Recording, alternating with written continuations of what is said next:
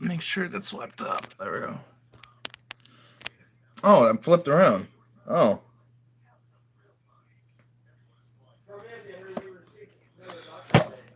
I have been flipped. So. There we go. I'll grab some.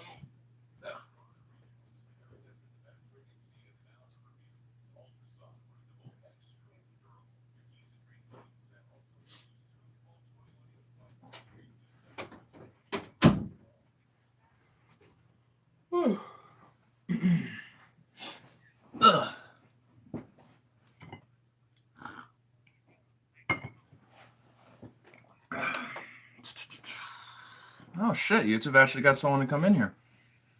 Oh my god, what the fuck? Spunknar just, oh my god. What the fuck? I don't even know what to say. Cumnar, Cuntanar.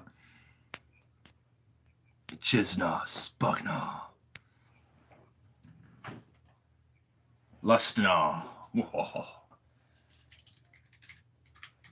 I found out Ben Shapiro was on fucking Joe Rogan today. I'm like, oh my god. Oh my god. I'm actually like, here, let me pause this shit. Like, oh my god. Why? Why is Ben Shapiro anywhere like relevant still? How's he even relevant right now? It's just like, ugh. Apparently he went on it about weed, and I want to see that. Oh my god. Oh my god. So much. This violin cost 16 million. That's a Stradivarius, probably. Here it is. Here's something fun. How to do? Yeah. What to do, boy? What to do? I'm eating food. Wow. What else is new with that one, actually? If I can rip this bit of chicken out. There we go.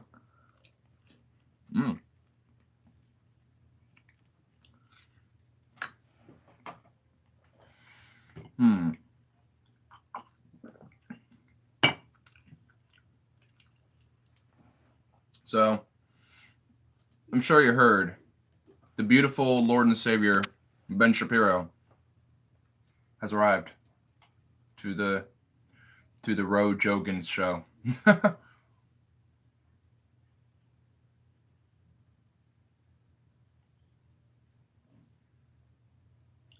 Ben Shapiro sounds like when black comedians do a white guy voice. That's so true. If you put the speed on 0.75, you can actually hear Ben speak like a normal human being. Oh my god. Conservative values moved. You know, let's see what he has to say about marijuana. My personal values probably haven't shifted very much. But oh my god, he's wearing that fucking yarmulke, dude. That, like, it blends in. Why are you wearing it? Like, okay, Ben, why are you wearing this fucking yarmulke when it's black and it blends in with your hair so it looks like you're not wearing one? Like, you don't, like, stop wearing it. No one gives a fuck. Like, it looks dorky. It looks ugly. It makes you look like you're partially, like, bald and you're putting, like, tattoos of, like, blackness to, like, obscure your baldness. Like, Jesus Christ. Like, get rid of that fucking thing. It looks dumb on you. Like, and when people notice it, it looks awful and just horrible. Like, it looks like an extra cushion pad for that fucking headphones you're wearing. It looks like extra cushion pads. What are you doing? You have, like, what, you want some extra cushion for your head? You feel like you're gonna drop your head a little harder on when you put those fucking headphones on? Jesus Christ. Ah. Whew. Need to get some oxygen for that one. Jeez. But my God. Well, this is a whole episode at work today. I thought it was a good one. Huh. I'm going hard in the paint on that Jew-ish line. I mean, oh my god, dude. But for real, his yarmulke is extremely ridiculous. If you're gonna wear one of these fucking things, like, make it pop out. Like, wear one with, like, some insane design on it or some shit, dude. Like, if you're gonna wear one of these things, wear one that, like, pops off and, like, it's like, pazam, you know? It's like, I got the yarmulke, bitch. You know? Like, show your shit. Don't be, like, obscure, like, oh, I'm gonna, you know... It's like, the fuck you doing here? I'm 9 seconds in and I haven't even done anything besides bitch about his fucking yarmulke. I'm bitching about his goddamn yarmulke. What am I doing with my life? Have shifted libertarian. Oh. I mean, so I used to be a proponent of criminalization of marijuana. I'm no longer. I've been in favor of What changed decriminalization. that for you? A couple of things. One was just a general sense that the government sucks at everything. Mm-hmm. And the more I see the government try to crack down on things, the more prevalent it becomes. I mean, people were dealing pot on my 6th grade, 7th grade playground in public school. So obviously, like, that was in LA. Yeah, exactly. And then That's terrible. just a general perception, not only that the government sucks at everything, but that you got to own your own actions. And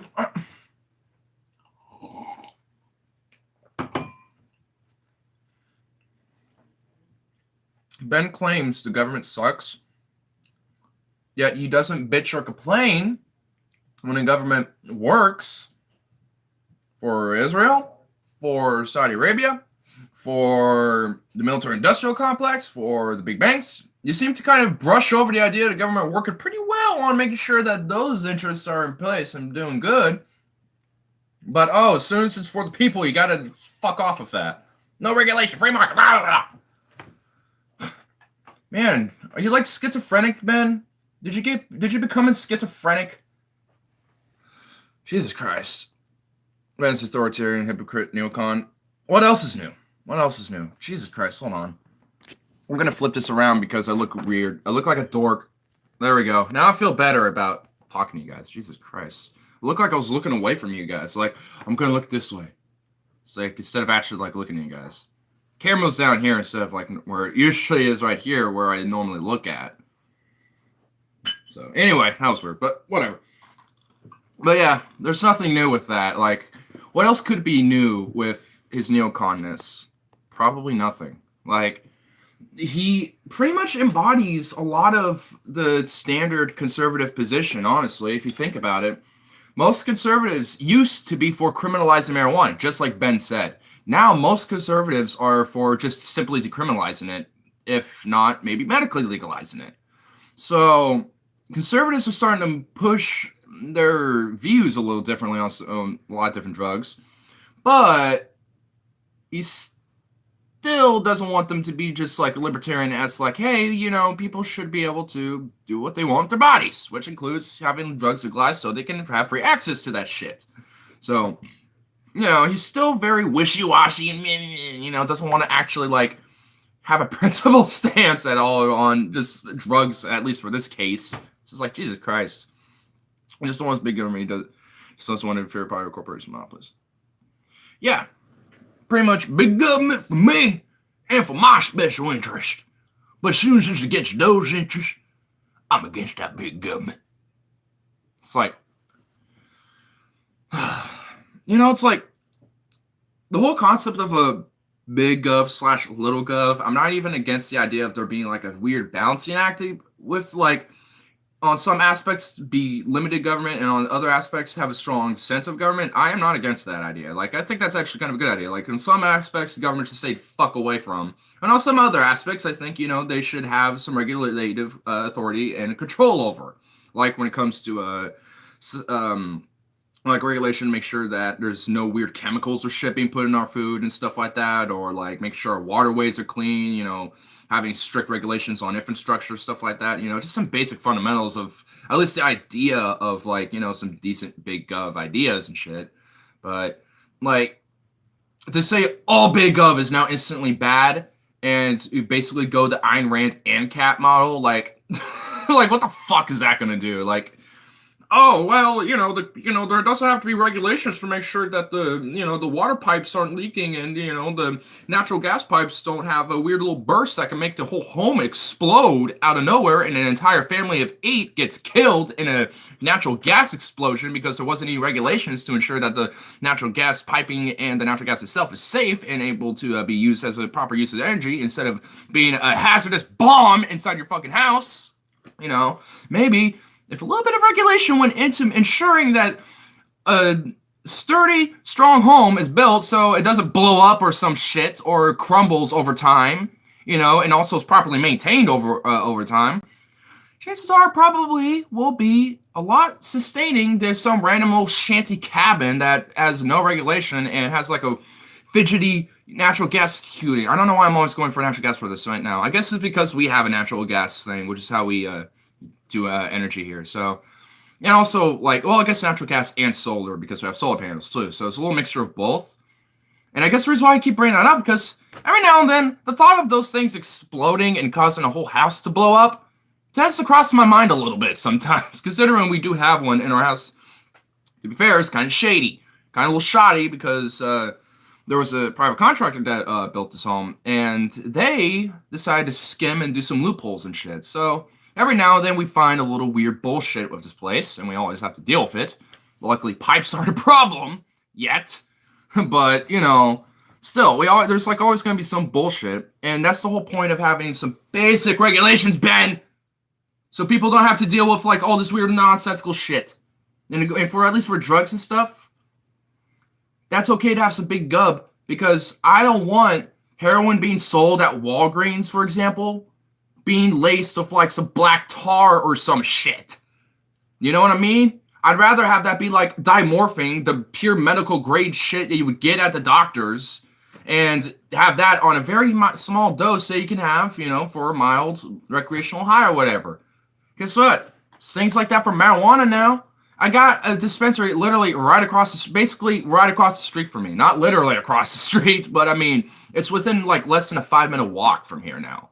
Like that's how big and expansive that the drug industry has become. And in fact, marijuana is the number one so far. I think second to fossil fuels, I think.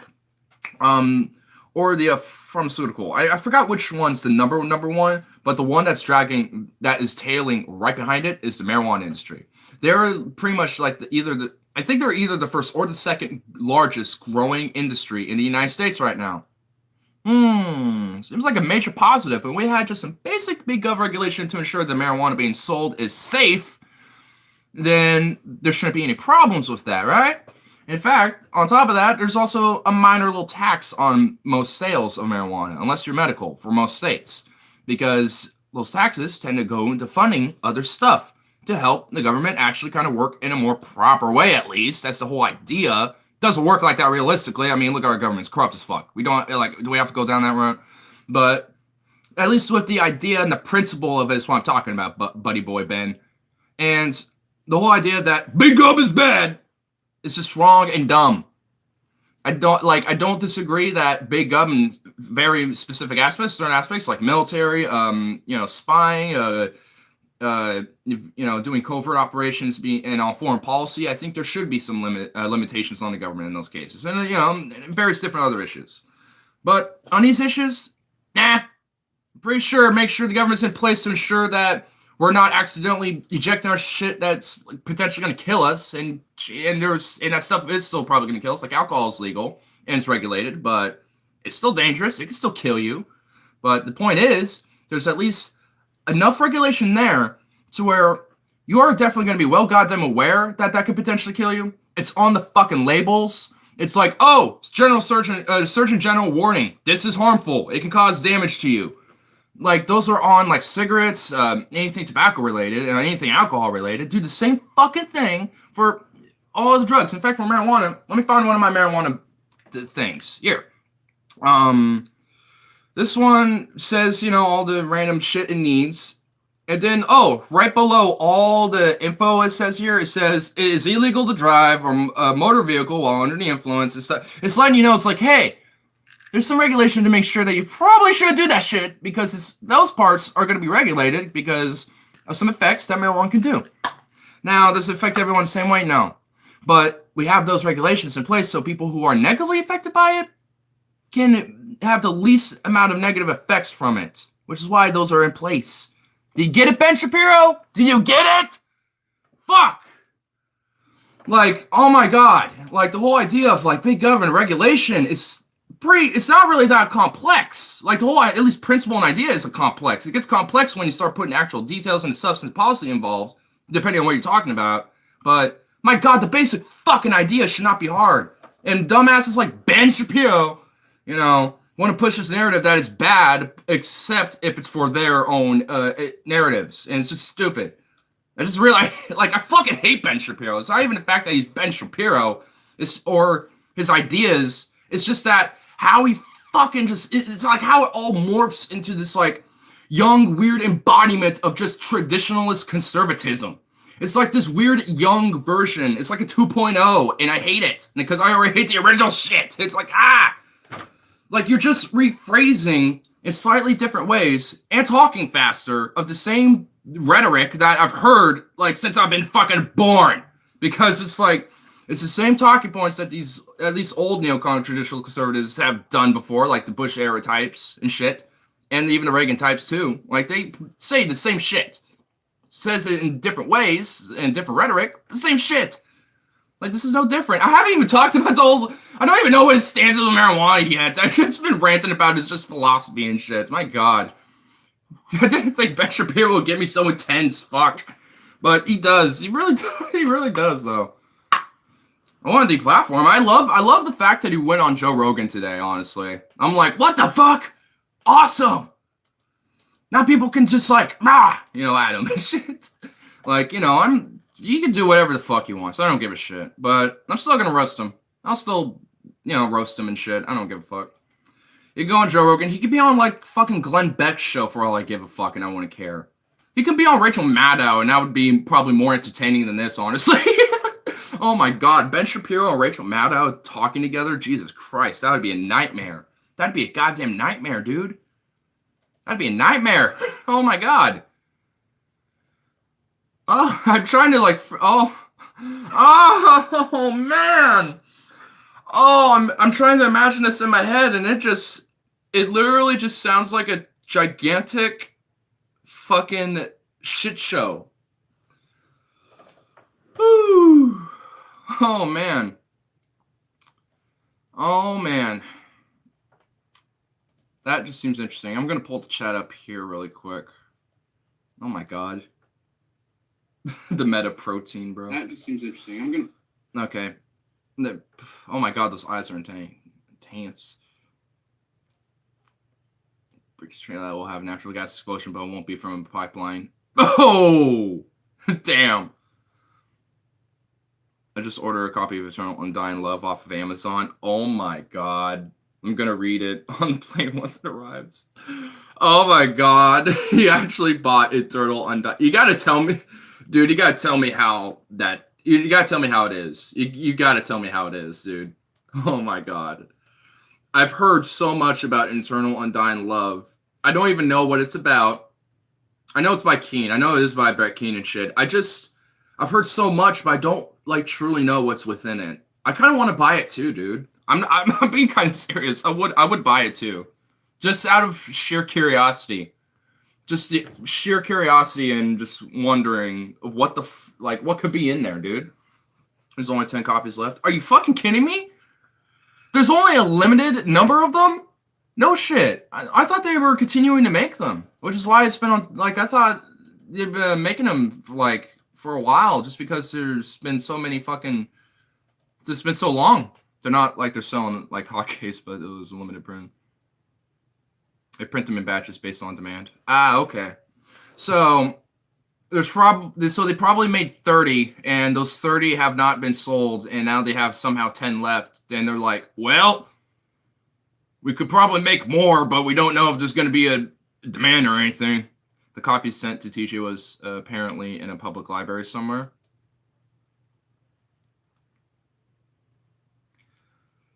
How was Eternal Undying? Oh, dude, that's that's like awesome, but like, what the fuck? Like, how did Eternal Undying Love get into a public library? Who put it there? Like, what? It was marked. It was marked some county in New Jersey. What motherfucker in New Jersey bought Eternal Undying Love and then left it at a public library? What mother? What the fuck did that? What? That's just so weird, dude. It's like it's so fascinating but weird. Like, what the fuck? I don't even know what to say to that.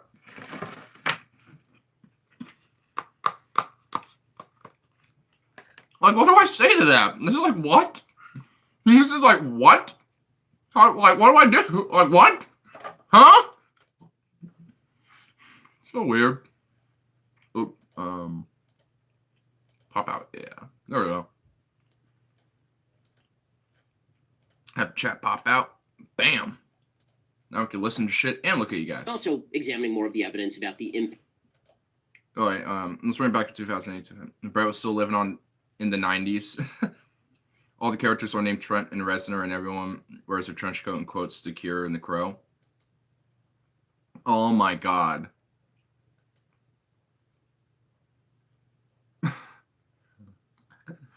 I got. I'm too cute, dude. I'm too curious. I'm gonna put this on my fucking wish list if you keep going. Impact of pot on people's lives. I kind of want to see what Ben's gonna say here. Then I'll get away from him because again, I'm done with him. There's you ruining your own life through use of drugs, and then there's drugs that legitimately ruin other people's lives. Right? There are drugs that remove your ability to even reason or think. I think there are only two reasons to criminalize drugs in any fashion. One is if there are drugs like, for example, PCP that legitimately make you violent, and then you are going out and committing acts of violence against people.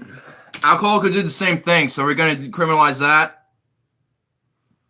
This is my fucking problem with prohibition. It's like, look, yeah, I get the fact that there are substances that are harmful. In fact, are very harmful. But there is still some benefits looking into the actual compound and the actual chemical in the drug itself, which is why it's, created and used. Used improperly, it's very dangerous. Yes, of course. No shit, But, like, just because, they're too dangerous, we need to have them illegal, then do the same thing for cigarettes, do the same thing for just tobacco in general, and do the same thing for alcohol, and do the same thing for every pharmaceutical pill that is pushed legally. Every substance, every single fucking one. And unless you are going to enforce that idea, shut the fuck up. Because, oh my god, it's just so ridiculous, honestly, man. It's like, how do you, think that, these drugs are also harmful, but we'll keep them legal. Because, it's too late now. Society says they're okay or whatever. Or for whatever reason, we already have good regulation. If you're going to say, there's good regulations on top of that, if you're going to say that, then wouldn't you be able to apply the same premise to the other substances? But generally, most people probably aren't going to say that. Anyway, and if they're not going to say that, but just simply like, I just don't like it, so I don't want it legal, well then, one, your fifis, I don't care about your fifis, so shut up. And then it's like, two, go away. Like, it's your fifis. Like, I can understand, at least from a personal health perspective, hey, this is harmful to a human body. I don't want my fellow man getting harmed, or at least doing unnecessary harm to themselves or whatever. So at least I could get that. I can get it. I still disagree vehemently because of my personal libertarian with my libertarian streak on the issue, and also with my regulative issue of it, because you can regulate these so you can weed out crocodile, and then you can have shit like dimorphine that won't be as harmful. Crocodile will fucking kill you within 5 weeks or less. Dimorphine, it can kill you. It could, but what's the chances of that? What's the chances if you die from dimorphine, medical heroin, versus crocodile, the black tars laced bullshit heroin that's gonna kill you because it has some weird fucked up chemicals and shit? I'd prefer the regulate. If I was gonna take heroin, which I probably won't, but if I were to, it would be the dimorphine shit, the legal medical pure stuff. It won't be the weird crocodile or the fucking who knows what that's laced with weird chemicals and nail polish remover, who knows what else that would kill me. I'd rather, if I'm going to take a substance that's going to alter my consciousness in some way, and I'm going to be curious enough to try that, I want to make sure that I do it in the most safe way possible. I mean, at least for someone who's going to be responsible for those type of substances, should at least be considering those type of things. If I take too much, will this hurt me or do major negative effect or like something like that, or whatever. Fill in the blank on like, your personal concern. Like if it's over like, oh, what if I'm not going to be able to have like a clear thought process or whatever, and I'm not going to be able to have any control of my high or whatever, then take either a very small dose or don't take it at all. Like, know what your limits are. That's kind of the whole idea with having drugs, at least the first, or not the first, but at least one of the many aspects of having all drugs legalized is so that information and knowledge is open for you. You can go publicly access it. You know what? Leafly or Leafly or however you call it. I think it's Leafly. They have pretty much every strain you can fucking think of. Every dispensary in every legal state you could probably think of that's opened, and it has all. And every now and then they'll post articles and studies and stuff like that, or share them at least, and things like that, and give you deals and stuff like that of different dispensaries. So, like, you have access to information and knowledge to help give you better know-how and better, like, knowledge and information on substances. You do that for heroin, do that for, like, DMT, do that for all these different substances and different drugs, then people get harmed by them will drop significantly just on the education aspect alone. Now, you still need major regulation to make sure that they're not dangerous, or at least the least dangerous possible. And then you still need at least some form of, like, for me at least, it would be like a form of taxation, so you can at least get some income out of it, so you can put more money into research and into studying these things more, and programs to help get people who are genuinely addicted and downtrodden on this shit to get back into normal society and reintegrate themselves. Like, this is why, like, this, for me, this is why, like, legalizing drugs is the way for having a whole better society. It's because there's multiple different factors, multiple different processes, and you can set a paradigm with this where it is safe. And it is going to be where you can have, like, these major opioid deaths drop to almost damn near zero. I wouldn't say exactly zero, but almost damn near. Same with all these other different abuses. And unfortunately, our total system is just flipped all around. It's like, oh, we're now starting with marijuana, and in some states, maybe not shrooms, at least for Oregon, but for the most part, we just are very, like, at least in modern history, we're in a very unique position where, like, it's only been for, like, the last, I don't know, 150, give or take, years where we've been in a weird negative, like, we have this weird negative stigma against drugs in general, just across the board, whether it be with marijuana or psychedelics and stuff, because throughout history, throughout recorded history of man, there's been reports of people taking drugs and psychedelics and having their conscience heavily altered because they took a substance. A lot of the substances we're not really familiar with, and we're not too sure how, with certain cultures or certain people and certain aspects of about exactly what they took, but we got the idea they took some psychedelics and took some drugs. So it's always been a part of our society, always has. It's just always a thing that it's a part of us. I'm doing it now. I'm about to do it again here. It's just like, I'm doing a more mild version of it. But back in the day, like, I could guarantee you, Socrates, Aristotle, and those type of philosophers were doing, like, some sort of fungus that was making them trip balls and shit and enlightening them. I guarantee you they were probably doing that type of shit. And, we still see somewhat of a similar thing like today, but not as often. But I know I was seeing some bunch of shit. Still make no kid to use. That's still more of a personal subjective thing, honestly, because, like, it's okay to use drugs. It really is. It's a neutral thing. It's not bad nor good to take them. It's just a neutral thing. You can take them. It's fine. It's whatever. It's just that if you OD on them, then that would be a problem. And if you are looking for a certain thing and you don't get that out of that, then sure, it's like whatever. But I don't know. Like, it's a neutral. Drugs are evil, ban all drugs. Oh no. Cheap jug table wine isn't as bad for the price, Joe. It ain't too bad. Wine's alright. I would probably choose a mild red like Tempranillo or... Oh, wait, what? Oh, because Joe's asking for a bottle of wine.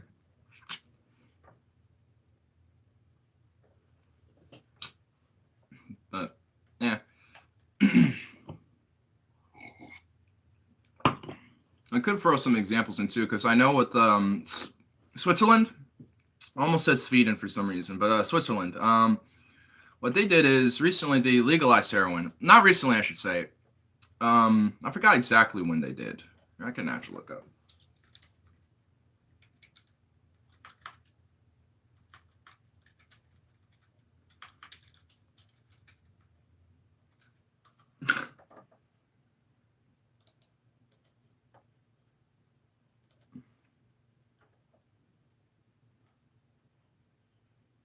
Oh, this is what their little buildings look like. Okay. So when did they do this? That's what I care about. I already know about this type of shit. I just want to see when they did it.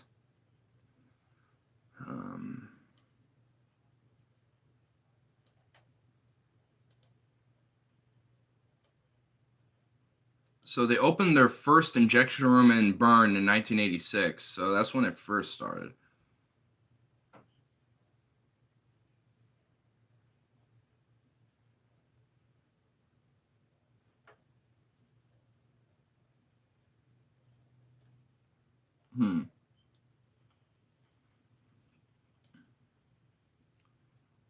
Okay, so here it is. The canons are responsible for healthcare, but the epidemics and narcotics are preservative of the Federal Council. Are the preserve of the Federal Council.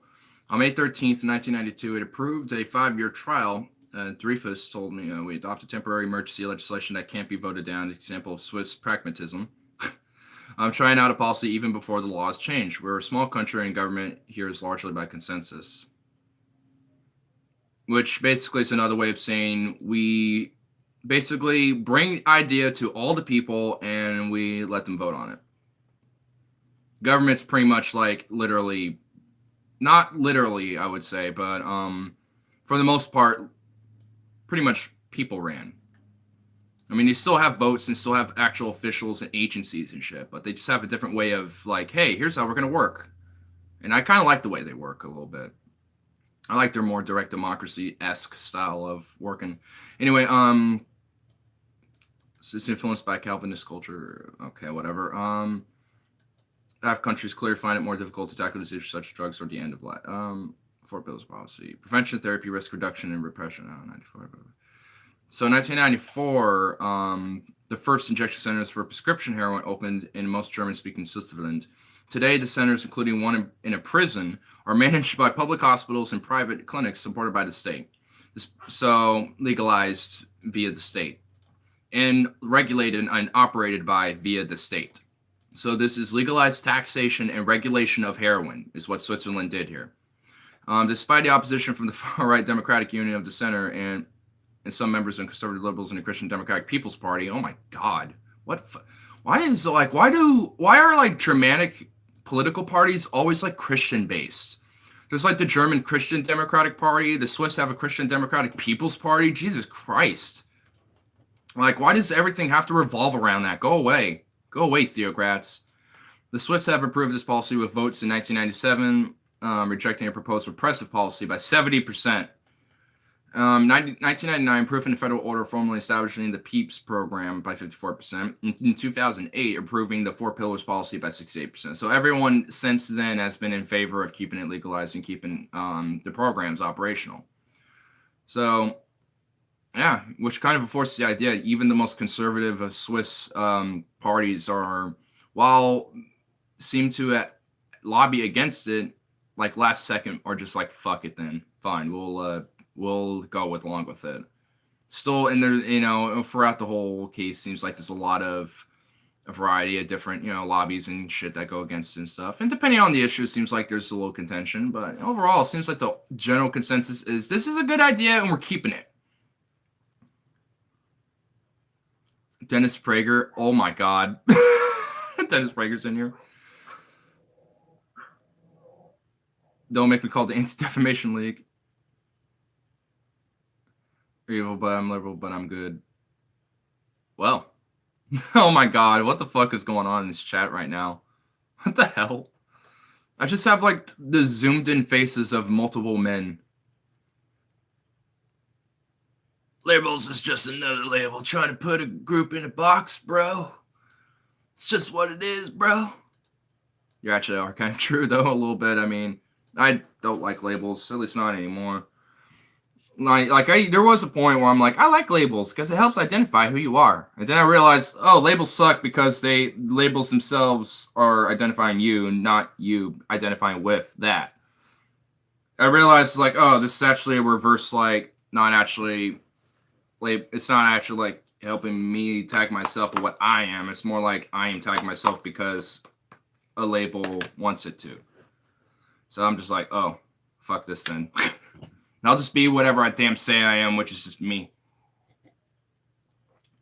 I put, like the most labelish label I think I will, like, use is, what, like,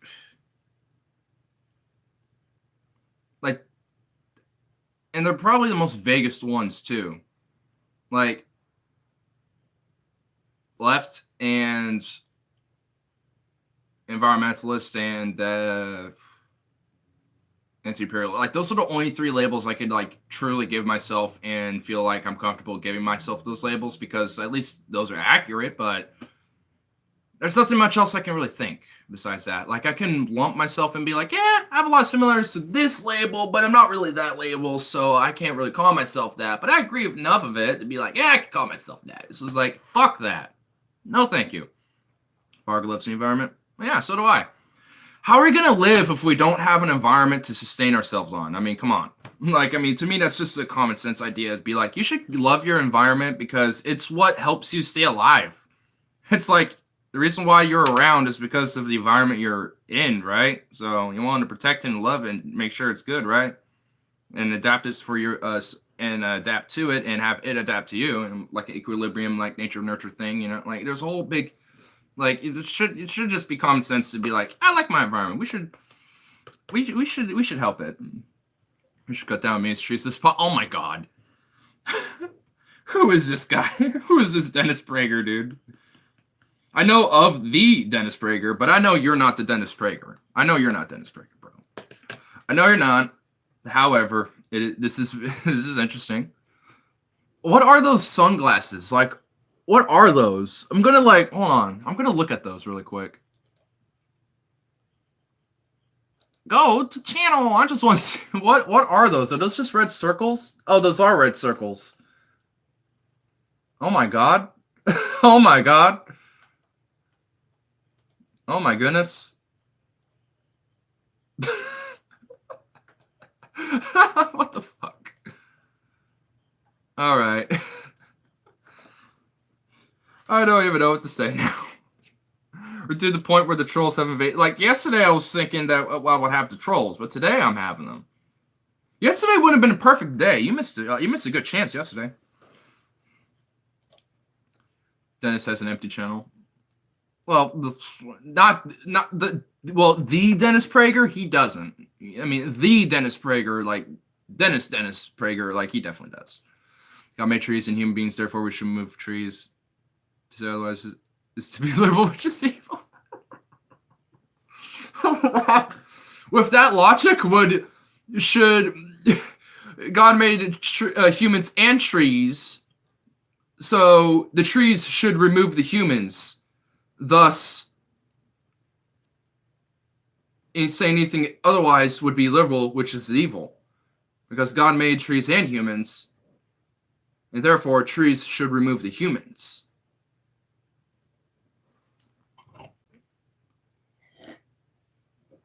Dennis Prager is a Jew for Jesus.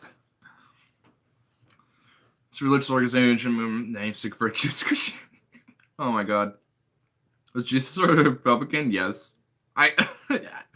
Yeah, Jesus was part of the, he's a major, he's the president of the RNC right now, Jesus.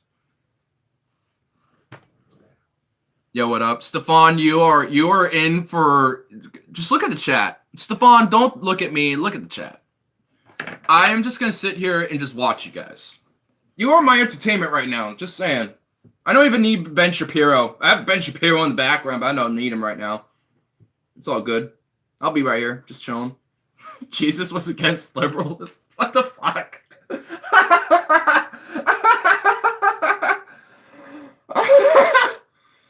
Oh man, what does this turn into? What?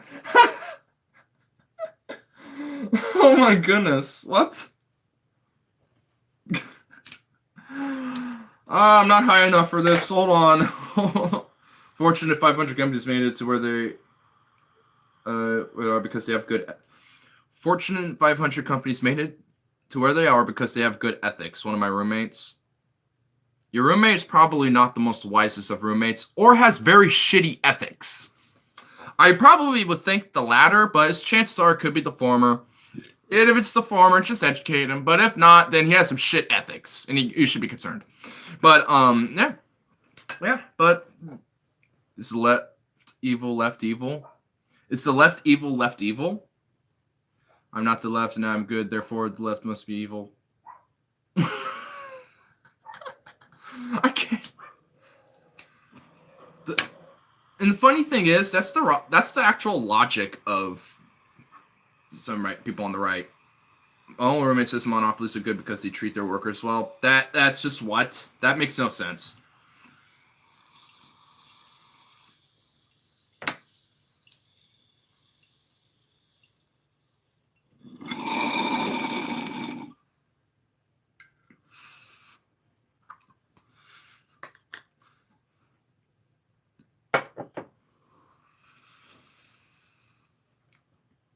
I don't care why. I don't care about someone who's alive too fast. That's right. The right is right. About the opposite. No, Stefan, you're wrong. The right is right because in order to be right, you have to have the word right. And that's why I choose to be right wing. Because I want to be right. Monopolies help create the most freedom. Oh my god. I'm calling troll on this dude. I knew that instantly, dude. Dennis Prager is part of Prager University and the founder of that shit, but I don't think Dennis Prager himself would come on here. Though, if he did, that would be quite interesting. Welcome to PragerU. For real. Welcome to PragerU.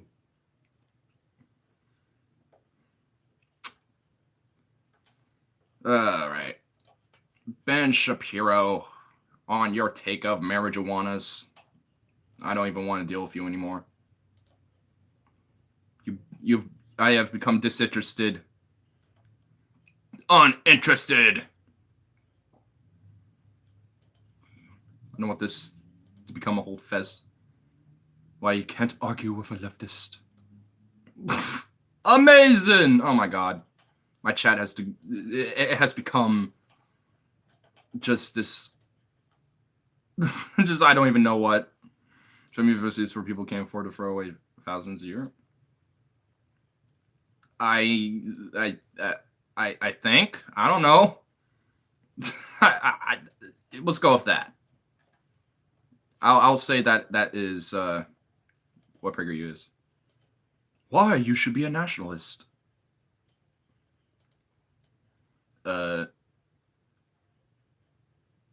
It's all right. It's starting to get a little less creative there, good sir. We need some cleverness in that. Oh man, someone should introduce you now. It would be hilarious.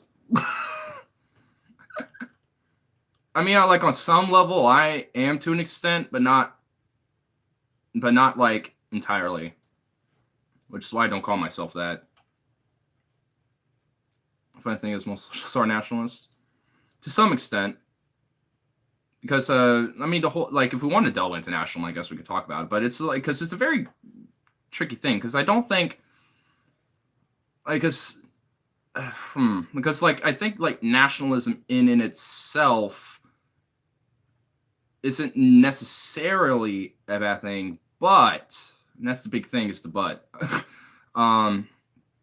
It's mainly about like how that nationalism is used in a sense. Like if you're using it in a sense of like we're better than everybody else, then yeah, I totally think nationalism is wrong. But if you use it in a sense of like, hey, I want my nation to be awesome and good, and or at least good in the sense of like, and like, hey, we should try to help people be like having health care and make sure they have a house and stuff and living, just some basic fundamentals, and like I can see that type of nationalism as a good thing, which I would actually call that more patriotism, if anything. But that's why I think it's such a weird, well, not weird, but a very complicated and thing, nationalism. Really, go to China and try to worship God. I'm probably the most nationalist country. Take that for freedom. Yeah. Yeah, I mean, in a sense, they are a very nationalistic style view. Free healthcare is have very strange morals. Again, he is a troll, basically reinterpreting the Dennis Prager views. So it's all good. I'm fine with him. This free healthcare destroy nations. Yes. The great countries of Canada, Norway, and Denmark, and Iceland, and Slovenia are just utterly crushed. Poverty is through the roof. Just a lazy troll. You should have seen him earlier. There was some good shit going on. There was a little bit of time. Oh, wait, hold on. Oh, wait, no, that's not him. I heard today about internment camps for Muslims. There are ways to deal with today's world issues. Yeah, I've heard about that, and it's fucked up. Like, I mean, it's just internment camps in general, fucked up. No, just don't do those. I don't care, like, what it is.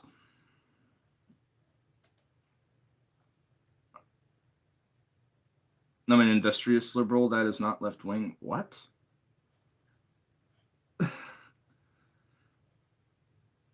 That's old news. They've been doing it for years. I wouldn't be surprised. It's just starting to become, national or at least international coverage because it's starting to pop up more. But what does that even mean? That's what I'm wondering. I'm like, what? But I mean, that one just stumped me. So I mean, that's like, if that's a troll, then yeah. Then that worked well. That was a good, clever one because I'm just stumped. I don't even know how to respond to that. I am an industrious liberal that is not left wing. What? Andrew Breitbart? Oh my god. It feels weird having the same name as that guy. What does he even look like? I imagine him looking like somewhat similar to Steve Bannon.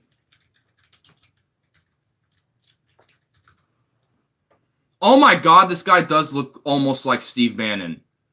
Jesus Christ. This guy looks like a more long-haired... He looks like a curly-haired Steve Bannon, dude. He's a curly-haired Steve Bannon with a grizzly beard. That's what he looks like. He literally looks like a Steve Bannon with a grizzly beard and longer curly hair. That's the only... Yeah, dude. Dude, yeah, that's exactly what he looks like. A Steve Bannon with a grizzly beard and longer curly hair. Like, it's not long as in, like, my length, but, like, an inch or two longer than Steve's. And he has short hair. So, he has, like, medium short hair, Andrew Breitbart. But it basically looks the fucking same, but it's curly. And he has his grizzly beard.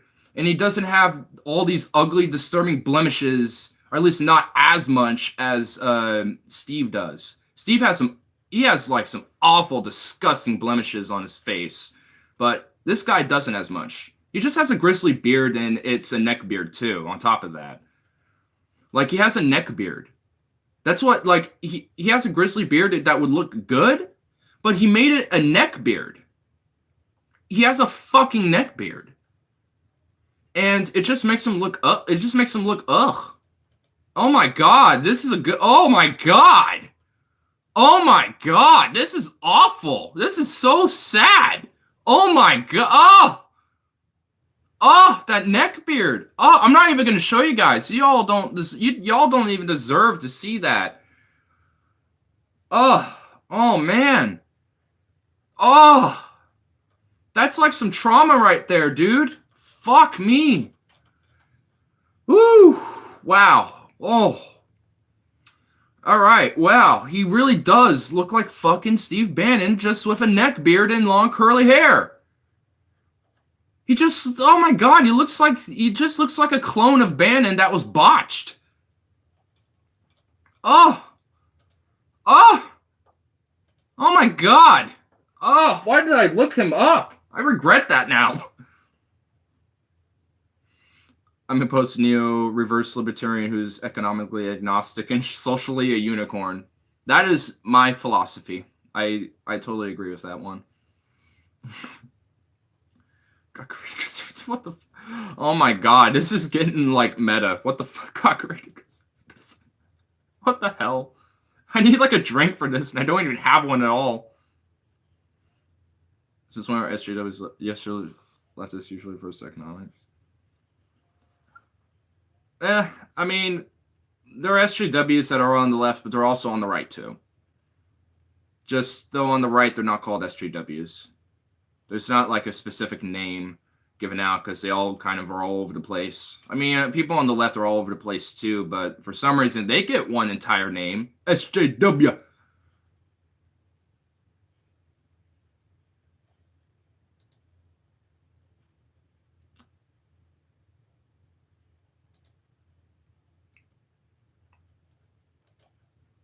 Was Satan a leftist? Was Satan real? That's a better question. If you aren't careful, I'm going to throw some Jesse Lee Peterson up your ass. Ooh! Damn. Are you going to show him to be a beta? Beta! I think in this sense refers to third/fourth wave intersectional feminism. Is there a fourth wave feminism starting to go out now?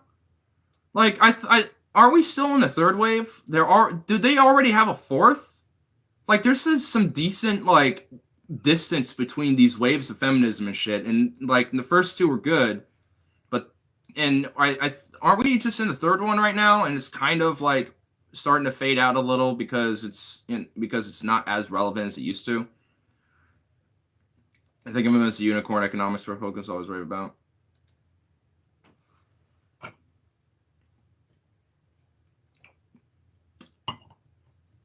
Feminism was founded by Satan. Oh my god, what the fuck?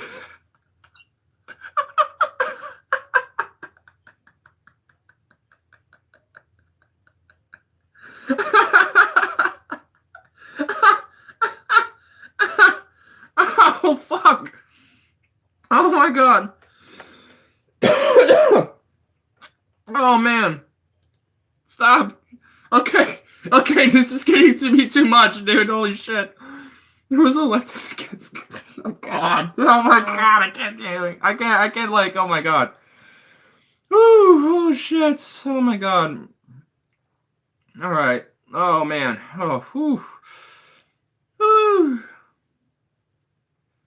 Trying to Halo choir in Discord voice chat with 18,000 people. Why do you have... Okay, hold on.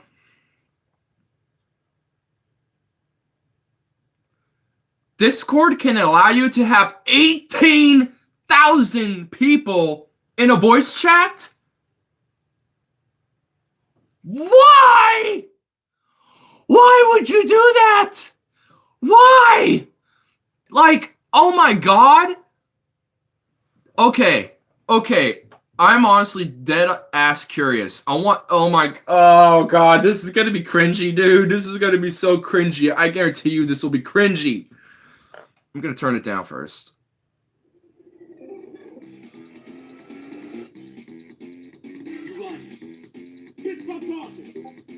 Just get to it. Oh my god.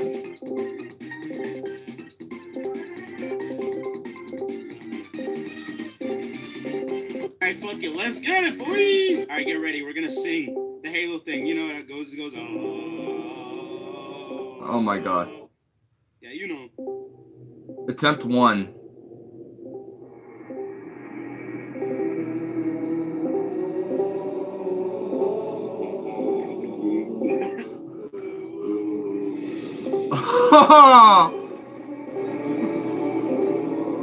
This is so terrible. Oh my god, this is bad. This is so bad. I can't go. I can't keep going. I can't keep going. God. Oh my god. I gotta walk around for a second. Jesus Christ. Oh. Oh, wow. Oh god, that was. Oh. Ah. That hurts. Oh.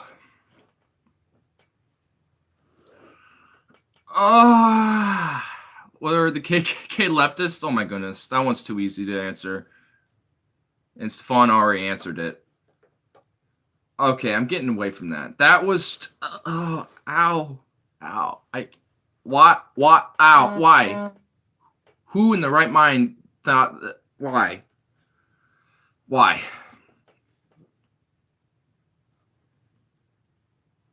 I can't even hang.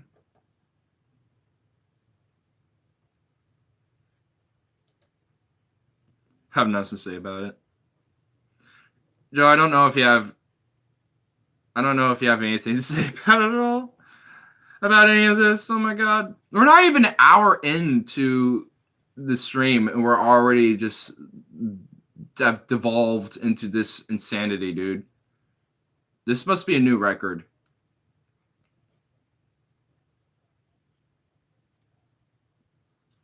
Oh my goodness.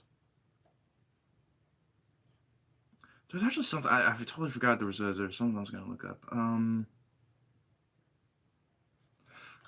What was it? Here, I'm gonna go in the library. I think I saw it earlier. Yeah, I remember I did see the video earlier, so let me go back. Yeah.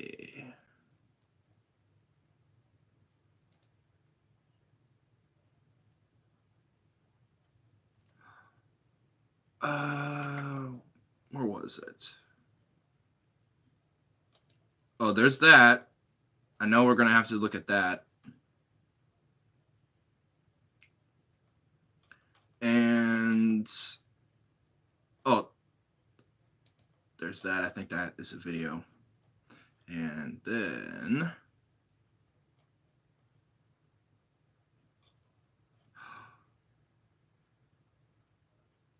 I might go for here because I know we can go exactly right here.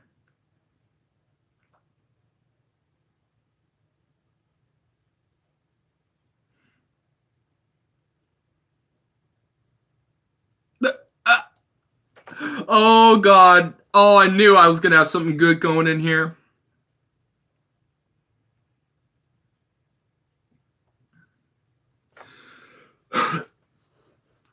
Oh god, we gotta listen to this one. There is an openly gay homosexual mayor from South Bend, Indiana, who has joined the 2020 presidential race. His name is Pete Buttigieg.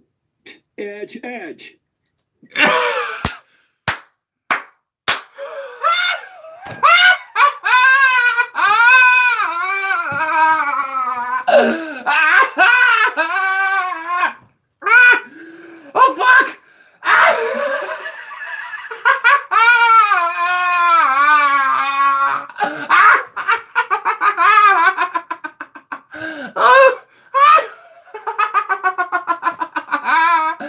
Oh god!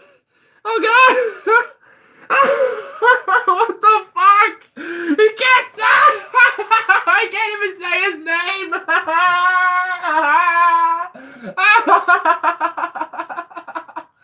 Oh my god! He can't even say his fucking name. Oh my god! Oh my god! My sides! Ow! Ah! Ow! My fucking head! I keep fucking. I'm hurting myself. Jack, God, I'm hurting myself.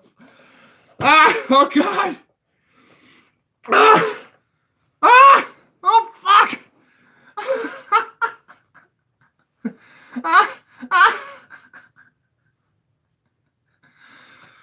Oh my god.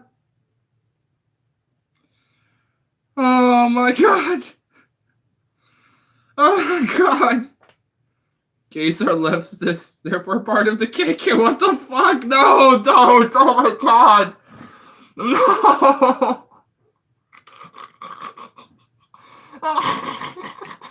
My throat fucking hurts now.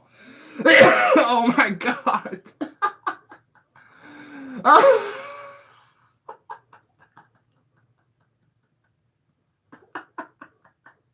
Oh my god. Oh my god. Oh god. Help me. Fuck. I can't stop. Oh fuck, I can't stop, dude. Oh my god, I'm about to cry. Fuck. Oh my god. Oh. Oh. Oh. Fuck, okay. Oh god. Oh. Oh my god. Oh, okay. Deep breath, take no. Jesus Christ. Oh my god. Whew.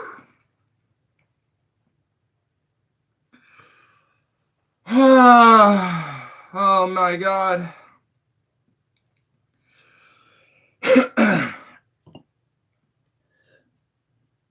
Oh my god, I'm dizzy. Oh my god. Oh, whew, wow. Wow. I feel like my brain had a reset button. Oh my god. All right, chat. How y'all do? Did it left to 9/11? Oh my god. Okay. I don't know if my brain is cognitive enough for this.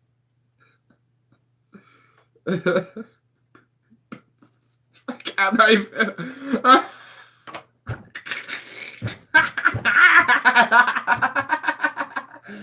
What the fuck?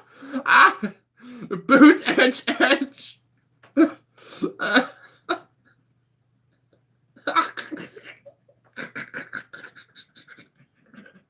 What the fuck?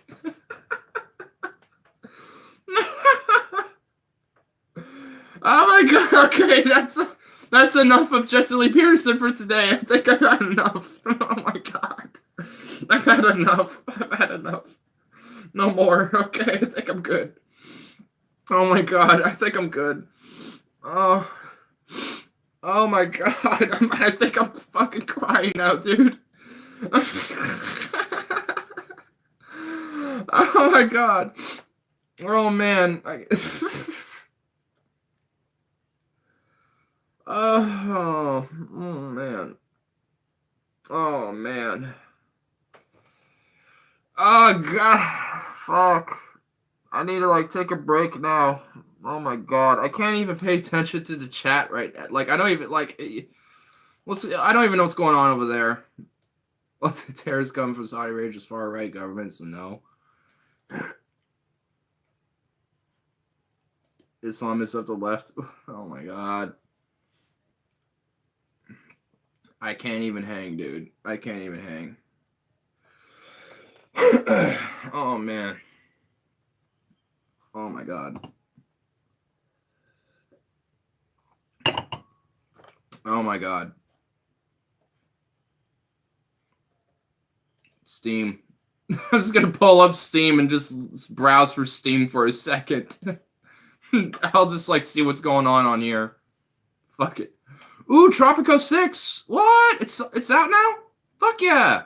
Oh hell yeah. Dude, wish list. Oh, it's already on my wish list. Good. Good. Dude, I've always wanted to get this when I've heard it came out. Fuck yeah. Of course, it basically looks like Tropico's like it usually does, but it just looks more epic. Because it gets slightly more epic as it goes on. Awesome, dude. That's cool. Cool to know. Northgard. Ooh, what's this? Looks like a modern version of Age of Empires. Alright. Dusk. What? What the fuck? This is like some Doom shit. This is like some Doom-esque shit. This looks like it came off Nintendo 64, dude. Whoa. Terraria. Or Terraria. Screeps? What the fuck is Screeps? What the fuck? What is this? Screeps. MMO RTS sandbox for programmers. What the fuck? Weird, dude. Huh. Explain. Oh, they have 11 now? Or did this already come out? There's no way they already came out. No. Yeah, I figured. Yeah, that was 2 years ago. I was about to be like, there's no way they came out with another one already. I actually want to get this one because I have a Flight Sim X, but I don't have this, and I think this may or may not be compatible.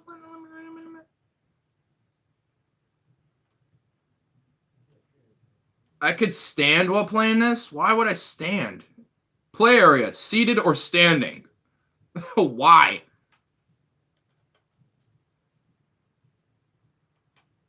So give me like anything as if it's like one way or another for compatibility. Oh, here we go. All hell yeah, Linux supported. Fuck yeah. Swish list this bitch.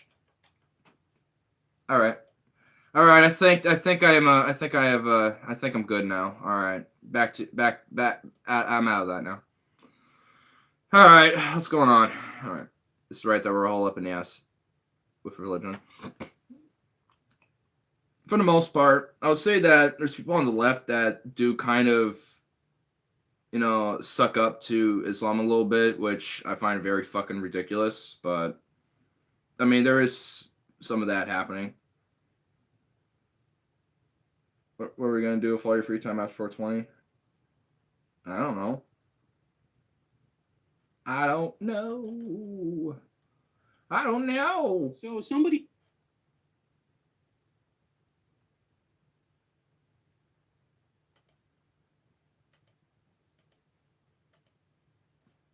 Have that. This one.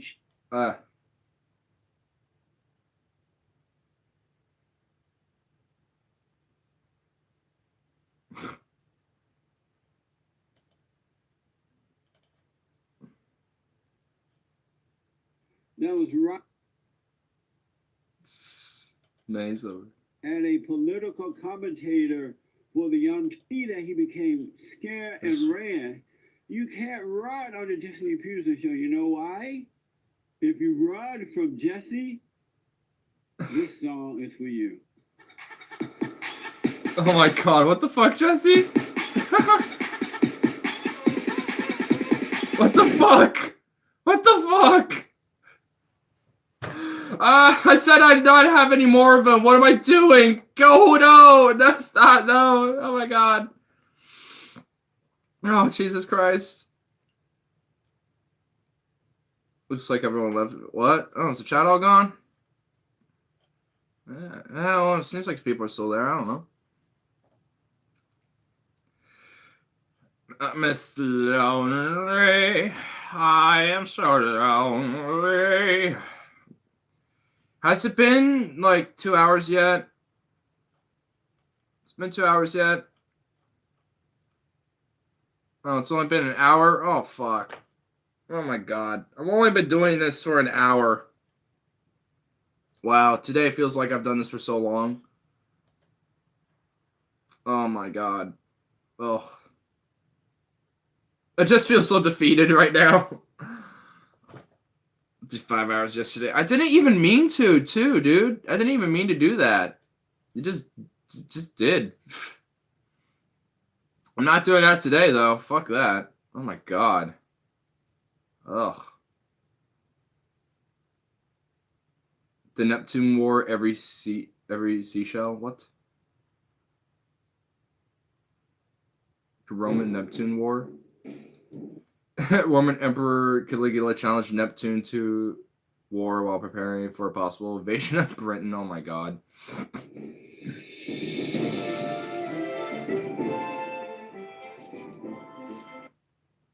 Gains shown RC% extracted. What?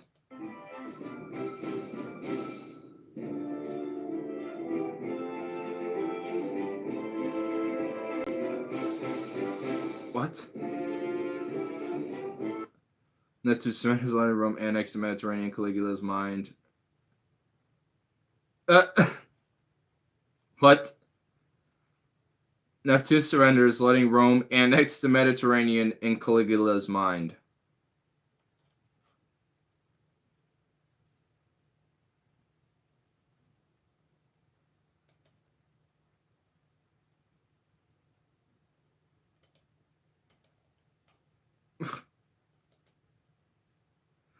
Oh, this was literally an April Fool's video. Wow.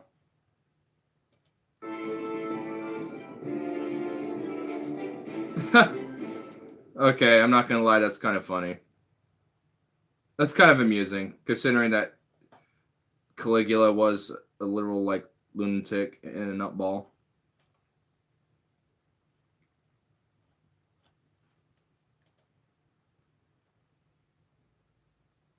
It was so funny, he said 4 times, I gotta go.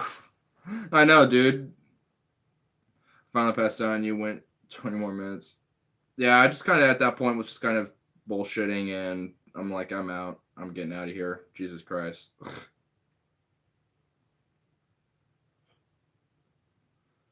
Comrades, where art thou?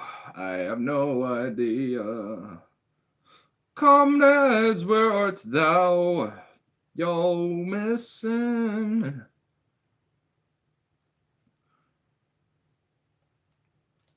Huh. That's interesting. Did you hear that Canada they're banning whale and dolphin captivity? I think it's great. I think it's great too. I like it. I like how that lady, Gabriella Reese, Joe, and I were all just like, she's like, I think it's great. He's like, I think it's great too. I'm like, yeah, I like it. It's just like we're all like in unanimous support. Low key, it's kind of fucked up. We keep dolphins, in captivity. They're really intelligent creatures. Like, I mean, they're like humans of the ocean worlds. I mean, it's just like, and where it's just like they get high off of fucking tetrodotoxin, and they, like that pufferfish have, and they fuck because they just want to fuck, not because they're like, we must recuperate and procreate. It's like, I just want to fuck, you know? And it's like, I mean, they're pretty close, you know, when it comes to a lot of, you know, and they also have not necessarily like a language, but they're able to, have a actual like structured communication with each other, very structured. And there's a lot about them that's very intelligent, and it's kind of fucked up. We keep them in cages and shit. Same with whales. It apparently just passed.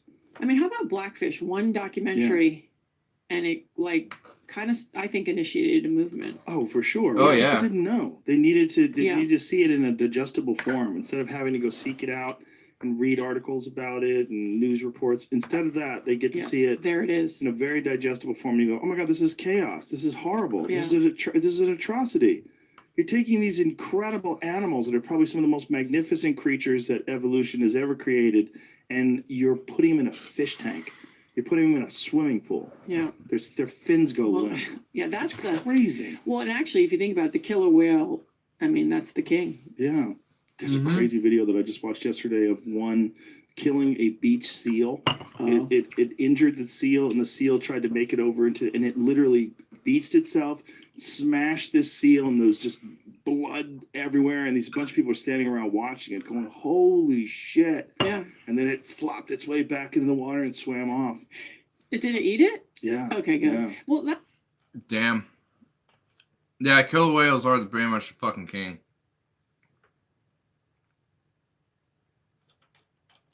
that's what I mean, listen, that's the thing about nature, right? It's kind of brutal, but it's not personal. Like the seal, Right. the whale's not like, that seal gave me kind of a funny look. Right. I'm gonna go and give it to him. It's like, oh, there's some food. Did you ever see the one when they're on the iceberg Mm-hmm. and they look, oh, that bugger's still holding on, and then Yeah. they push it again. I mean, That was they're a mother smart. teaching its calves how to hunt too. Smart. And she was setting it up, like showing, like you can make them slide. Like, watch this. Look, slide. Well, I was listening to my friend Steve Rinella's podcast, and he was talking about the difference in the orcas in the Puget Sound, and that they're local orcas, which are essentially salmon specialists, Yep. and they don't eat animals, they don't eat marine mammals. But then there are other ones that travel into the area, and they are marine mammal specialists. So they eat is like seals Yep. and things along those lines, and they have a totally different language. Totally. They don't understand each other. They don't interact with each other. And How's that? Every pod has its own language. It's crazy. They put a whale in captivity once, and it was not eating because they didn't know it was a seal eating whale, not a fish eating whale. And so Laird and I used to joke, can you imagine, like, okay, Susie and Billy, we're gonna go watch the orca, Shamu, and then the trainer's there like throwing at seal, like that would not work out well. Like, yay, do that trick again. A slab of cute little animal. Yeah, no. So it's they're very complex. Yeah. Very much so. Yeah. Summed it up.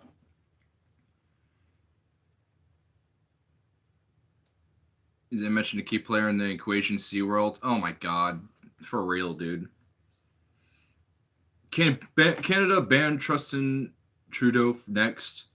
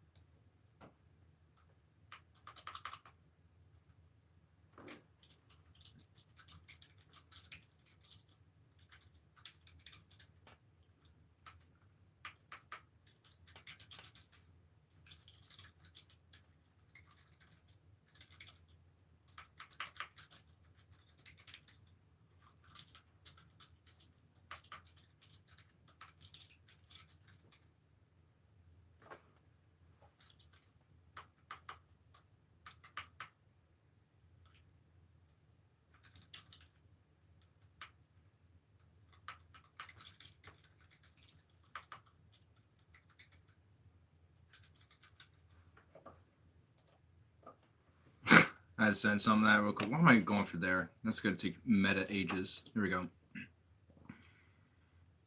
You're stuck with me. Indeed you are. Ah. Alright. Got that out of the way. That's pretty nice. It's pretty cool to see that type of shit.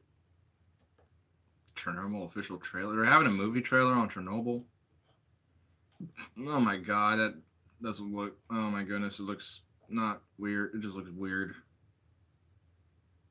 Nuclear cannon.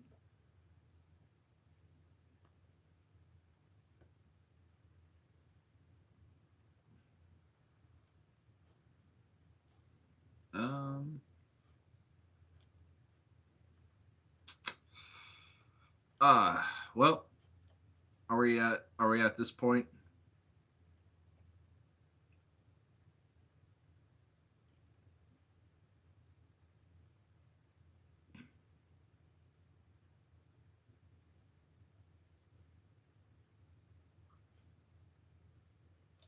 Oh my God.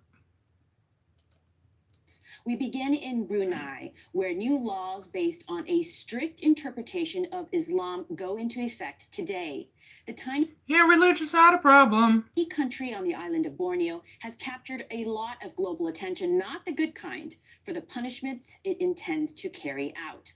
Thieves will have their limbs amputated. The new code would commit gay people caught having sex to death by stoning, and it would send lesbians caught having sex to 100 whips of the lash. The United Nations has called these laws draconian, but the Sultan It should be draconian, barbaric, and savage. defended them. Oh my God, it looks like an inbred monkey. As a small nation, We always devote our prayers to Allah. Well, you're a fucking delusional, schizophrenic psychopath. This is driven by our national philosophy Of barbarism, of Malay Islamic monarchy, aka barbarism, existed here for hundreds of years.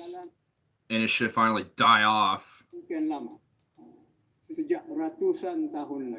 This system preserves and guarantees the rights of Oppressing people and being authoritarian dictatorship piece of shit. Okay, we fucking get it. Fuck you, you savage piece of monkey shit. As you can imagine, there's been global shock and outrage. Actor and activist George Clooney leveraged his fame and called for a boycott of luxury hotels, from the Dorchester in London to the Beverly Hills Hotel, all owned by Brunei's royal family. Its sultan is one of the richest men on earth. The multi-billionaire gets his money from the country's gas and oil sales. A dictatorship propped up. Huh. Curious. And on social media, tweets expressed outrage along with a new hashtag, Boycott Brunei. Columnist for Gay Times mag Tom Knight tweeted, "People all over the world have condemned these barbaric laws, but most world leaders appear to value gas, oil, luxury hotels, and investment portfolios more than they value LGBTQ lives and rights." Yeah.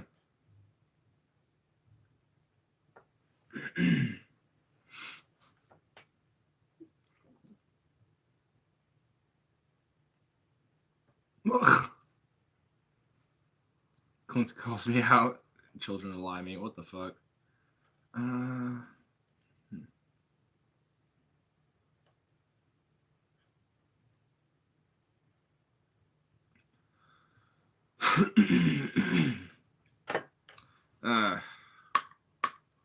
Just know another one about this.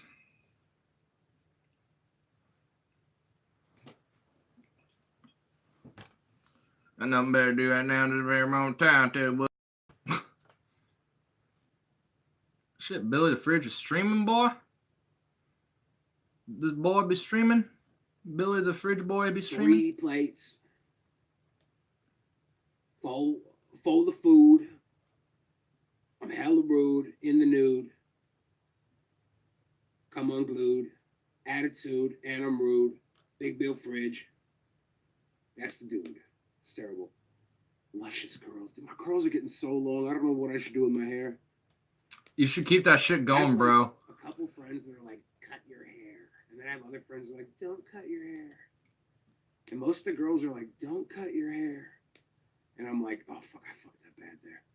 I'm like, do I trust the dudes that are like, cut your hair? Or the girls that are like, don't cut your hair, you know? The girls, dude. To trust the girls that say don't cut your hair, and also trust the dudes that say don't cut your hair because they know what's up. Leave it, bro. Leave those curls. Leave those curls. I can't do your fucking R rolls, so I'm not gonna do it again. But you should fucking do it, dude. Get those curls back. Get them curls. Yeah, I can't fucking do it. I don't know. I'm gonna stop.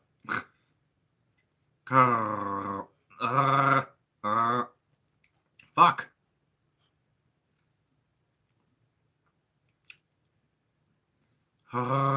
Fuck, I can't do it. Whatever. It's not gonna happen right now.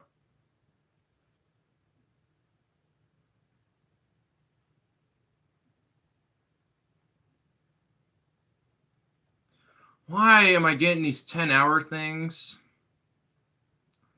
SpongeBob dropping wood planks into Patrick's hand for 10 hours. Patrick looking for mattresses for 10 hours. Why the fuck is this recommended to me? The professor eats a pea for 10 hours. Oh my god, why? Why? And also, no.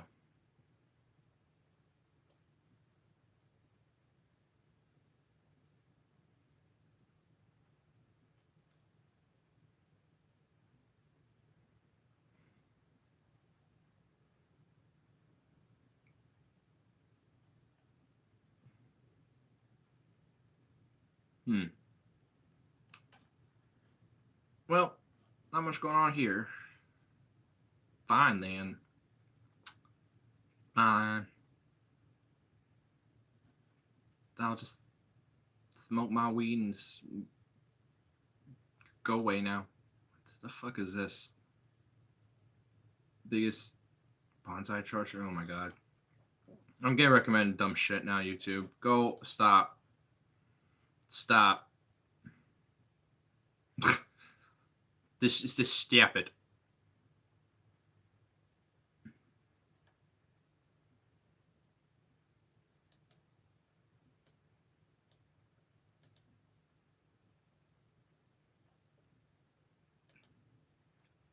I'll go in here.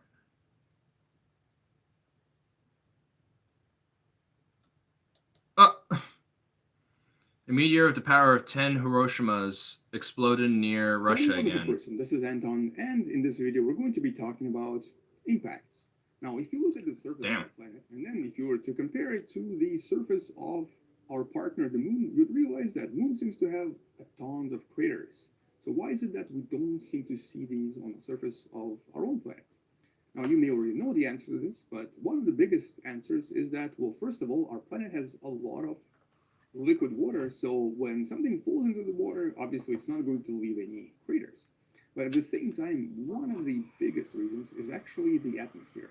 The atmosphere of our planet is so thick that, for the most part, most rocks, when they fall into the planet, actually never make it to the surface. They explode in the air, creating what's known as an air. And that's kind of what I wanted to talk about today, because very recently, specifically in December of 2018, a huge air bolide exploded once again over Russia, but this time it was not noticed by pretty much anyone. Now, let's talk a little bit more about this, because this is a cool story. This also happened near the Barents Sea, too, as well. There was actually a satellite just happened to see it when it happened. I'm going to try to look that one.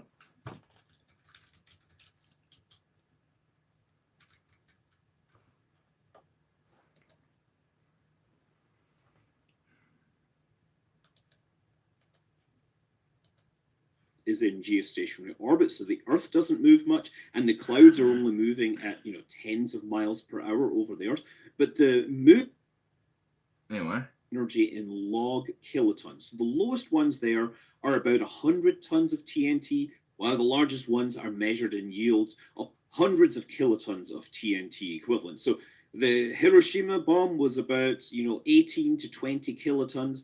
The Chelyabinsk event, which is the big red one over central Russia, that was about 440 kilotons. But just over Christmas, we had a new one to add to this list, and it's over the Bering Sea. And it has an energy of about 173 kilotons. Wow. And the thing is, practically no one on Earth noticed this, which isn't really that unexpected, given that there aren't that many people driving around the Bering Sea with dash cams. But there are sensors all over the world looking for these big blasts because they look a lot like nuclear blasts. They have the same kind of energy. And there are many people that want to know if someone is testing nuclear weapons. So these things naturally get picked up by this same network. But the nature of this network also means that we don't really get the results from it very quickly. So the data was only published last week. The good news is that in these days of near limitless storage capabilities, the internet has a long memory, and we can look at the Himawari satellite, which is a weather satellite in geostationary orbit. All right, let's see the heated fireball trail. To be clear, I'm not saying that the trail was red at the time this image was taken, but this is what the color compositing has timed this image. In fact, I would argue we might see the heated fireball trail. Yeah, I see it. Yeah. Trail. To be clear, I'm not saying that the trail was red at the time this image was taken. Oh, I see the actual this trail. This is what the color compositing has decided the color should be. Himawari takes 16 different color bands simultaneously and, tries to mix them into something that is... I'll show this one that happened over to the Barents Sea, because fuck it. It also takes images every 10 minutes, so we can actually make videos of this event. Now, the sun is actually quite low on the horizon. So it starts right there. Here, I'll actually slow it down for you too. It's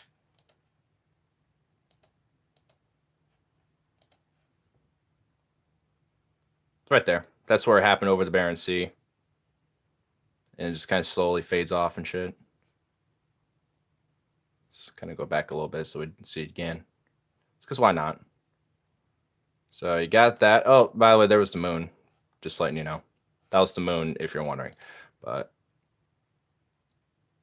just starts pluming. Major plume. Boom.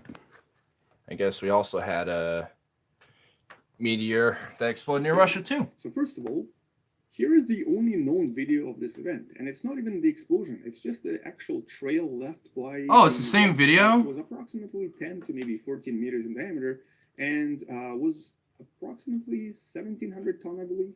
So that's kind of equivalent to like a really large crane, like this one right here that I found that is approximately 1,700. Oh, so I guess they're talking about the same thing. It was a large rock, and it was a very, very big explosion. But how big? Well, if you were to compare it to the Hiroshima nuclear bomb that was dropped on Japan, it's actually approximately 10 times more powerful. That's how huge it was. It was close to about 170,000 tons of TNT. Now, this event is known as the Kamchatka superboloid, and as you can see, it was slightly smaller than the Chelyabinsk asteroid that was actually recorded by many different dash cams across Chelyabinsk in Russia back in 2013. And this explosion was even more powerful, about 3 times more powerful than the one in Kamchatka. And if you've read the stories about it, you know that it did cause quite a tremendous damage across the city simply because of the actual force of the explosion. So these events are pretty powerful. Oh, and just to give you a sort of a comparison here, Tunguska asteroid or comet was about 3 million tons of TNT. So that's what's known as a comet too? Huh. Yeah, let me look that up. Let's see what's there about that.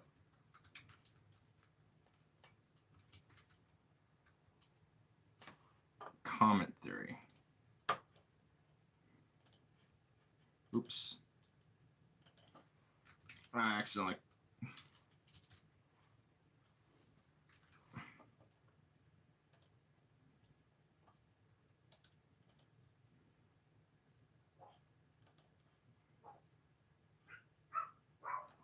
Why aren't they all going off? Fuck off, y'all. Probable airburst of small asteroid or comet. I'm curious how a comet could have potentially have 1908. Damn.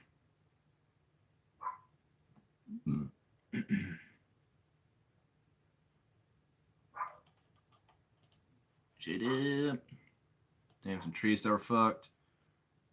Around the area where it fell, this photo is around the world. 1930 commercial photos taken 1927, 1930. Some no later. Okay. Huh. Oh wow, it's the looks like the cratered area. Oh. The trajectory.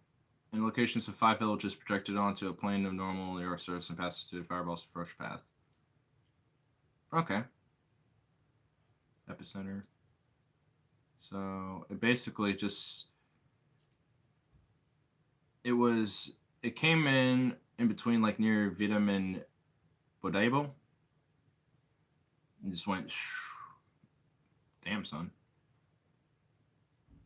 3 zenith angles of the apparent radiant are assumed in trajectories plotted by the solid dashed and dotted lines. Okay. Respectively. The parentheses data are this is in the locations from the plane of projection, and thus the sign indicates the location southwest of the plane. My sign northeast of it. The transliteration of the village names figures to sex content. Okay. Interesting. Whoa. Kulik's 1929 expedition taken near Hushmo River.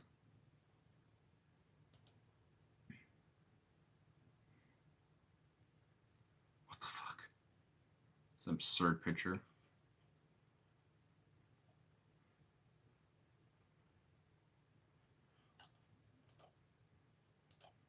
Yeah, let's see about that picture. Where is that one?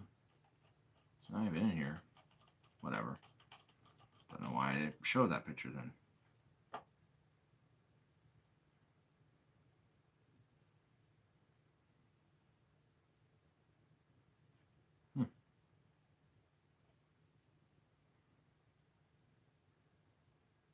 Whoa, that's a weird ass crater.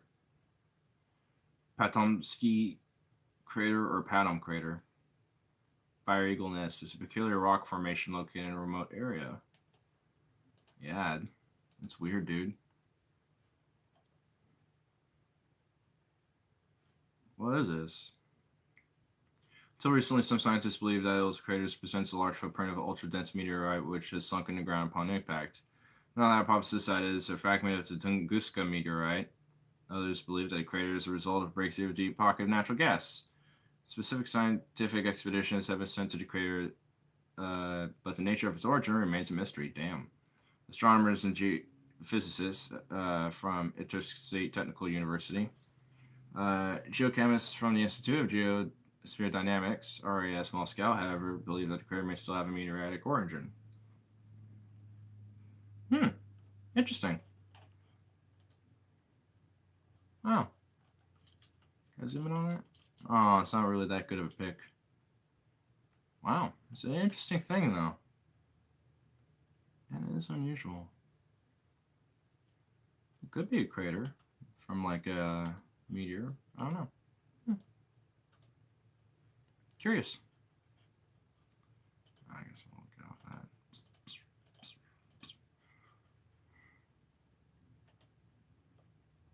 I actually like to go to the Tunguska site. That'd be kind of cool. It's just this big, flat meadows.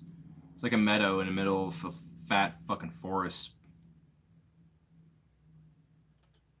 So it was a pretty interesting event, very, very powerful, but luckily it happened in the middle of Siberian forest, so it was kind of far away from most cities. But imagine such a tremendously powerful event happens over a city. It's basically equivalent to dropping a nuke. But anyway, so what exactly happened here? So first of all, nobody has actually seen this until very recently. It just so happens that when this event occurred, first of all, nobody knew it was coming. Second of all, nobody knew when it happened, and it was only detected completely by accident by a Japanese satellite, and also later on by an American satellite known as Terra that you can see on the screen right here. And unfortunately, the actual explosion was not seen by them, but they did detect the trail that was left by the asteroid. And NASA was later able to produce this little video that you see here. And what's unusual about this particular detection is that pretty much everyone missed it except for the American Air Force that usually keeps really good track of any kind of illegal nuclear test that might be happening either in Russia or North Korea or wherever else. And so they're the ones who saw this. We're really smart this time, they huh? were really worried that this was actually a nuclear test. But once they realized that this was not even close to a nuclear test, but was actually an asteroid, they basically collected all of the data and gave it to NASA. And this particular event was only made public approximately a month or so ago after NASA was able to confirm it and to study it in more detail. And because NASA is so great at collecting data and also at keeping data and making it public, there's obviously a website that has all of this stuff available for you to peruse. You can find it in the description below. So this is the website that has all of the fireballs and bolides that NASA has been able to detect, study, and will essentially measure one way or another since 1988, so for the past 30 or so years. And as you can see, a lot of things happened in the atmospheres of our planet. So the Chelyabinsk event is right here. It's approximately 440,000 tons. I'm on the website right now, too. And the I'll check it out. Is there any over Oregon? I'm curious. Oh, well, no, but there is some near Washington, though. And this is as of March 19th, 2019 to 1988 of April 15th. Wow. Cool.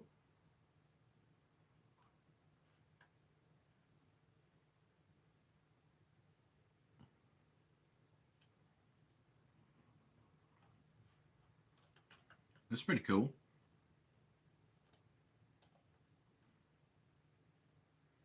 So there was one in 2004 that was 0.18 kilotons.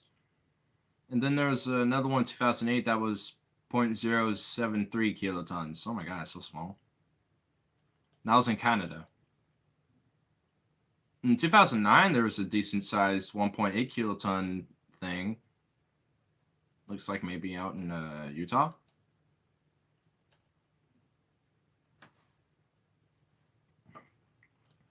Oh, there's that one that happened. 173 kiloton, 2018. Yeah, that's awesome. Then there's a in 2000 there was a 2.2 kiloton bolide that happened near there too. Ooh, a 6.4 kiloton that was in 2017. Let's see what the overall pattern is. Wow, it's just everywhere, dude. There's no set actual pattern of where like these asteroids really hit. They just are everywhere. It's all over the place. It's kind of wherever they happen to be.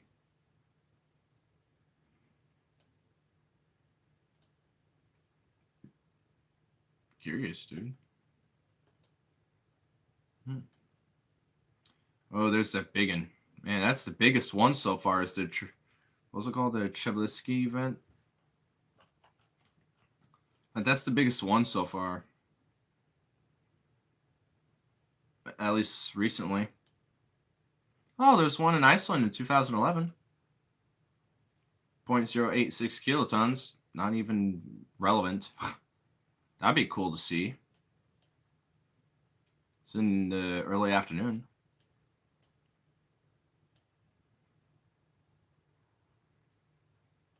Man, there was a 1 kiloton of rock in 1994 that crashed near England in the east. That's cool.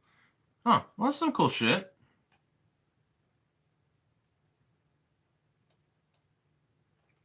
It'd be fascinating to see one, land or some near over here. Yeah, my area is not really active. There's not a lot of activity when it comes to meteorites and shit. They seem to want to like go everywhere around it, but not there. Pretty cool though. The 24 hour stream on 420. Oh my god, no, not even.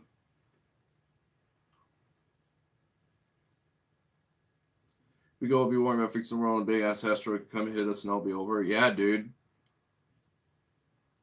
We could see, though potentially we're probably gonna see it, but chances are we might not, dude. So yeah. It's been day. Yeah, good. Pretty good. Now it's just been devolved into mid-school nothingness. I like how I have just the East German flag just chilling back there, just doing something.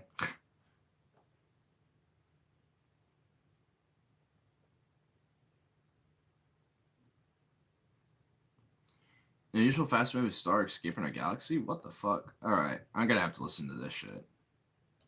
Hello, wonderful person. This is Anton, and in this video, we're going to be talking about a discovery of an unusual star known as hypervelocity star that seems to originate from somewhere in our galaxy where we didn't really expect it to come from.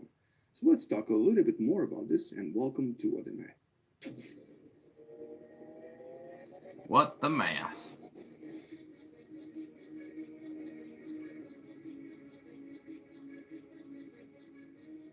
Like or move to, where they'll move to in the next few millions of years. This is actually a super realistic simulation, and it allows us to not just track the stars and their future location, but also track unusual stars. And because of this data and because of this simulation, ESA was able to discover several really cool stars known as hypervelocity stars. And in this video right here, you're going to actually see some of these stars being tracked by Gaia telescope. And what's interesting is that their velocity suddenly changes dramatically, allowing them to escape our galaxy. Huh. And so we discovered roughly around 30 of these stars so far. And for the most part, some of them are leaving our galaxy. For the most part, some of them are actually coming from the center of our galaxy. And that in itself allows us to explain their origin relatively easy. So here, for example, Weird. you can see that some of them are actually coming from other galaxies, but some of them are escaping our own galaxy, coming from the regions of space where we know that they could have been kicked out by, for example, a supernova. If there are two stars and one of them goes supernova, it might get enough velocity to get kicked out. Or they might have gotten kicked out by the central supermassive black hole, Sagittarius A star, in the middle of the galaxy. But we've just discovered at least one of these unusual stars, that seems to be escaping from a completely different region of galaxy where there's really nothing. There's no supernova there. There also seems to be no supermassive black holes, suggesting that something really unusual kicked it out. Now we're going to use this relatively rough simulation in Universe Sandbox with the Milky Way being right here and the star that we discovered right here. So it's approximately, well, actually just over 40,000 light years away from our own planet, and it's already quite far away from the Milky Way. And it's moving away from it at a speed of approximately 568 kilometers per second, meaning that it's moving at faster than the speed of stars that are inside the galaxy, approximately double the speed actually. I believe our own sun moves at just half of that, just over 280 kilometers per second. Now, this star is known as Lemmost HVS1, and it's a very interesting star. Even ignoring the fact that it's moving so fast, it's interesting because it's somewhat sun-like, but a lot more massive. It's, I believe, about 8.3 masses of the sun. Yeah, that's pretty big. Damn. Huh. So that's kind of interesting to know that there's like these stars that just are like, you know, flying around and shit. They're like little missiles, like, you know, just flying around and shit. Just these hypervelocity stars. That's kind of crazy. It's like, whoa, what do we do about that? I guess we can't do anything about it, but it's just like, what do we do with the knowledge? It's like, whoa, what does this mean? There's all there. That's just some interesting shit right there, and that's cool. It's like, what? You got hypervelocity stars going out and doing some crazy shit now. Damn, son. Damn. There's a theory that, like the black hole, that only takes matter in, but there may be white holes that send only matter. Created this. I don't hear. Hold on, I guess we could try to find out that.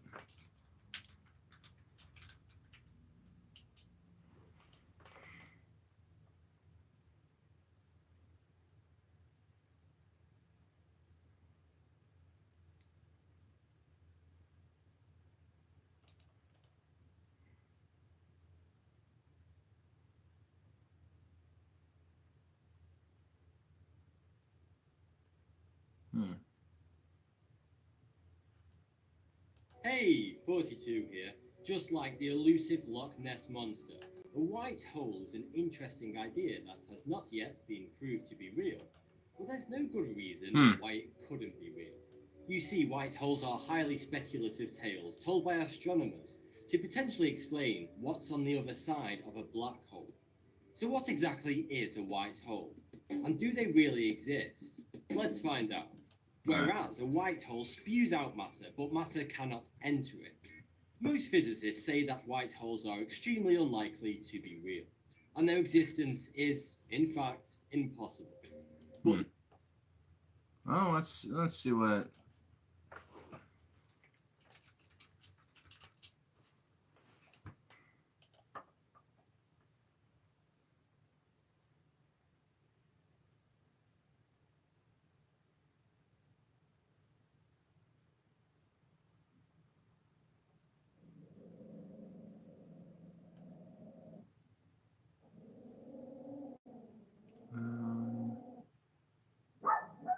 Oh my god. Why are they so fucking annoying? White hole's real. Okay, here, let's look at this, I guess. Propose the idea that a black hole eventually evaporate by like radiation from its interesting. There was a problem if fabrics all the information is sucked in. Quantum theory is correct. This defy a fundamental law that information cannot be lost. It's called the no hiding theorem. If it's no hiding theorem, if information is missing from one system, then it must simply be residing somewhere else in the universe. A cosmic game of hide and seek. So theoretically, if information gets sucked in, it must be shut up. It must be spat back out somewhere, and likely to through a while. But it's really possible that very basic mathematical sense. Think about the square root of 9. The answer is both 3 and -3. And this fundamentally part of what is known as Schwarzschild geometry, the formula used in generating relativity to describe a gravitational field outside its spherical mass. Just like the white, just like the color black is the opposite of white, the white is the opposite of black hole in every way. They can actually. So the big wild, bright so-called physicists believe that there may be some of the light in the universe we thought is coming from supernovae may actually be white holes. I don't know about that. Physicists also believe this concept could be germane when talking about the Big Bang and how so there's also very positioning that space-time is made of granular building blocks that can be quantified. This quantification comes from the form of loops, almost like little threads, that are finite size. So finite, they cannot be subdivided any further. To a viewer, these loops will make space-time appear to be smoothly continuous, but their granular nature will prevent highly dense bodies like neutron stars from collapsing into a point of infinite density. So in the case of black holes, this crippling from loops would prevent a collapse in infinity. Eventually, this will press to a certain point. Until they exert outward pressure, almost like a spring. This is referred to as a quantum bounce, a rebound from a black hole ingesting everything into a white hole, expelling everything. When you argue over that white holes are theoretically impossible because they violate the second law of thermodynamics. Let's check this out. Here we go. Black hole thermodynamics. The zeroth law states that if object A is thermodynamic equilibrium with object B, meaning no net energy flows between them, and object C is thermodynamic equilibrium with B, and then A and C are in thermodynamic equilibrium with each other. Since objects in thermodynamic equilibrium have the same temperature, another way to state this law is if it has the same temperature as B and C, and the same temperature as B and C. So, all right. First, the second law, here it is. The second law is perhaps the most misunderstood law of thermodynamics. In its simplest form, it could be summarized as heat flows from hot objects to cold objects. But the law is more useful when expressed in terms of entropy.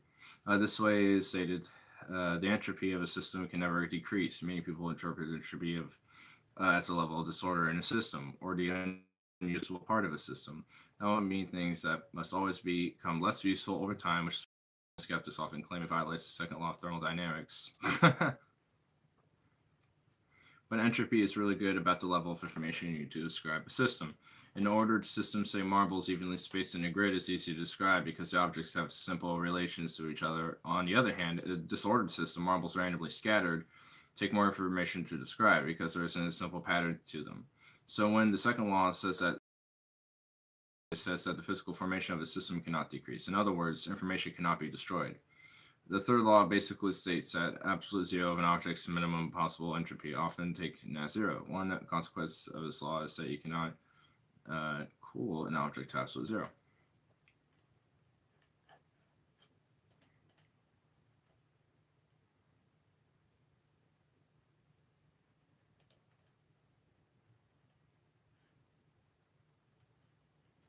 It's amazing.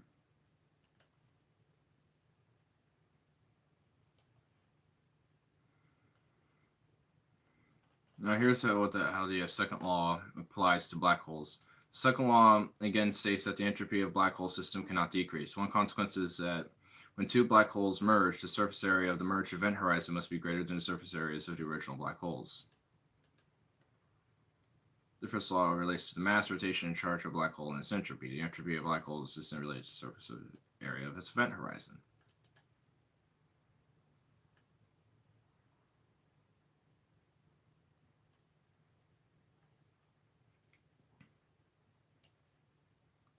The advantage of black hole thermodynamics is to provide a way to get a handle on the complex interactions black holes can have. Thermodynamic black holes have not just mass, charge, and rotation, but also have temperature and entropy. The rule first devised to describe the heating and cooling of simple gases seems to apply to black holes, but there are things you still don't understand about black hole thermodynamics.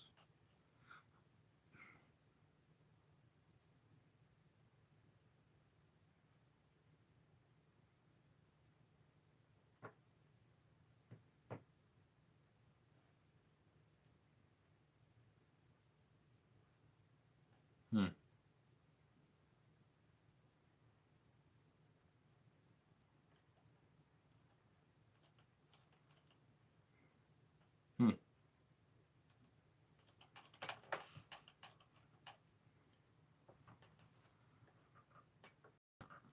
All right.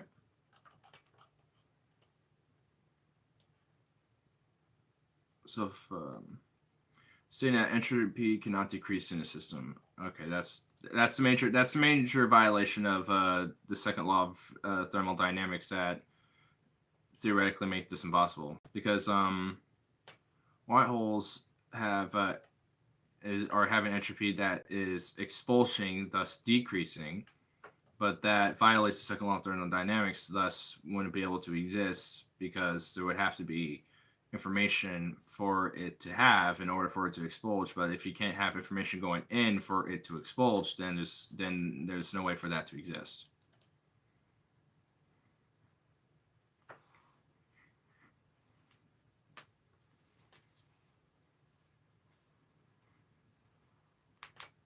Oh my god. It depends how one looks at entropy. With some physicists saying it refers to disorder, while others say it refers to information used to describe a system. In a scientific sense, this is what it means. Philosophically, it's more meant to be referred to disorder. This epic trip to Reno? Vegas, mostly, actually. Meet up lots. If he wants to, I guess. Isn't there like some furry con in Reno or something?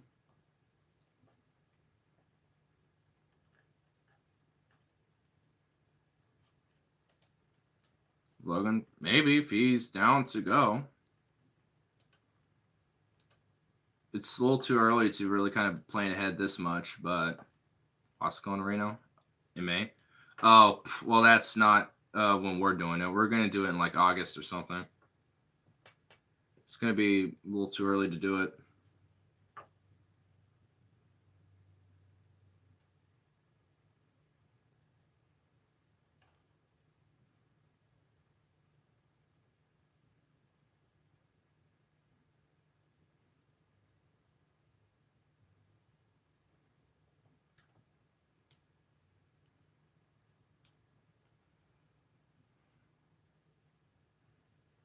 You know, maybe Asian holes have something to do with this. Oh my god. Or what about those Middle Eastern holes? I prefer the pink hole. I get it. I love it. Don't do it in September. I said August, maybe. That's probably where we're going to do it. Well, it could be sometime in maybe June. Well, not June, but it's gonna have to be after July is when we're gonna do it. But besides that, it just depends.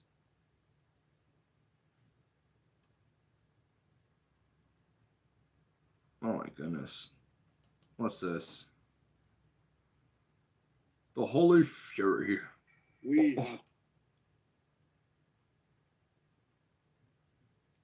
Oh my god, you can literally start doing crusades in this game now. You legit could do a crusade. Oh my god. Oh my god. Oh no.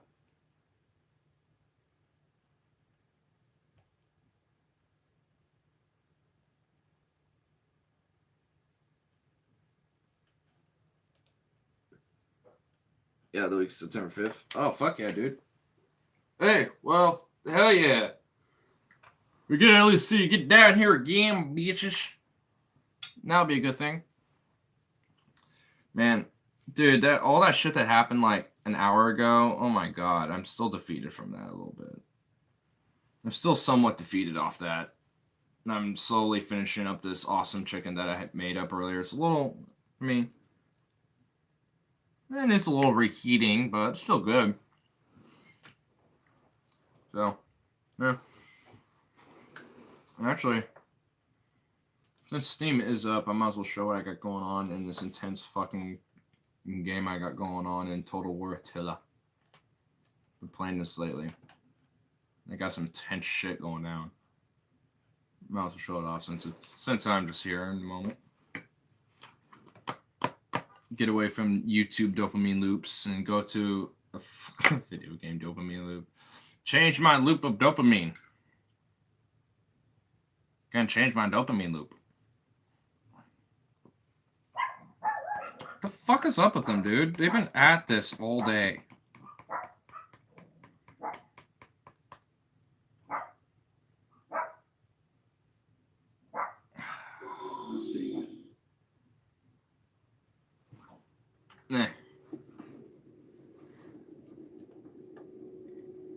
make sure it's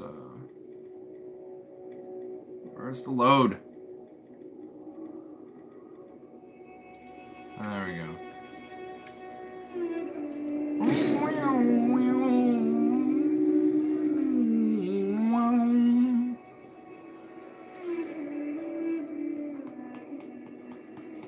Epic degrees. Like Tuvan throat singing, Tengriest folk music and shit. It's like a mixture of like some fucking European flutes and shit. I don't know. I'm gonna have to use this chat real quick. Oh my god, this stuff. Get out of here. You mean Tyler Harlan? Back Nats of Iron Man in Tacoma, Portland? Dude, we should try to do that. There's a few contests we've been needing to do and try to prep.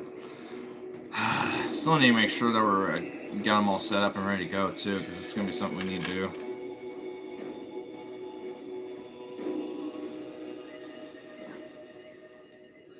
Oh my god, can you load up my Empire any slower? Jesus Christ. Well, the year 406. And well, methinks we're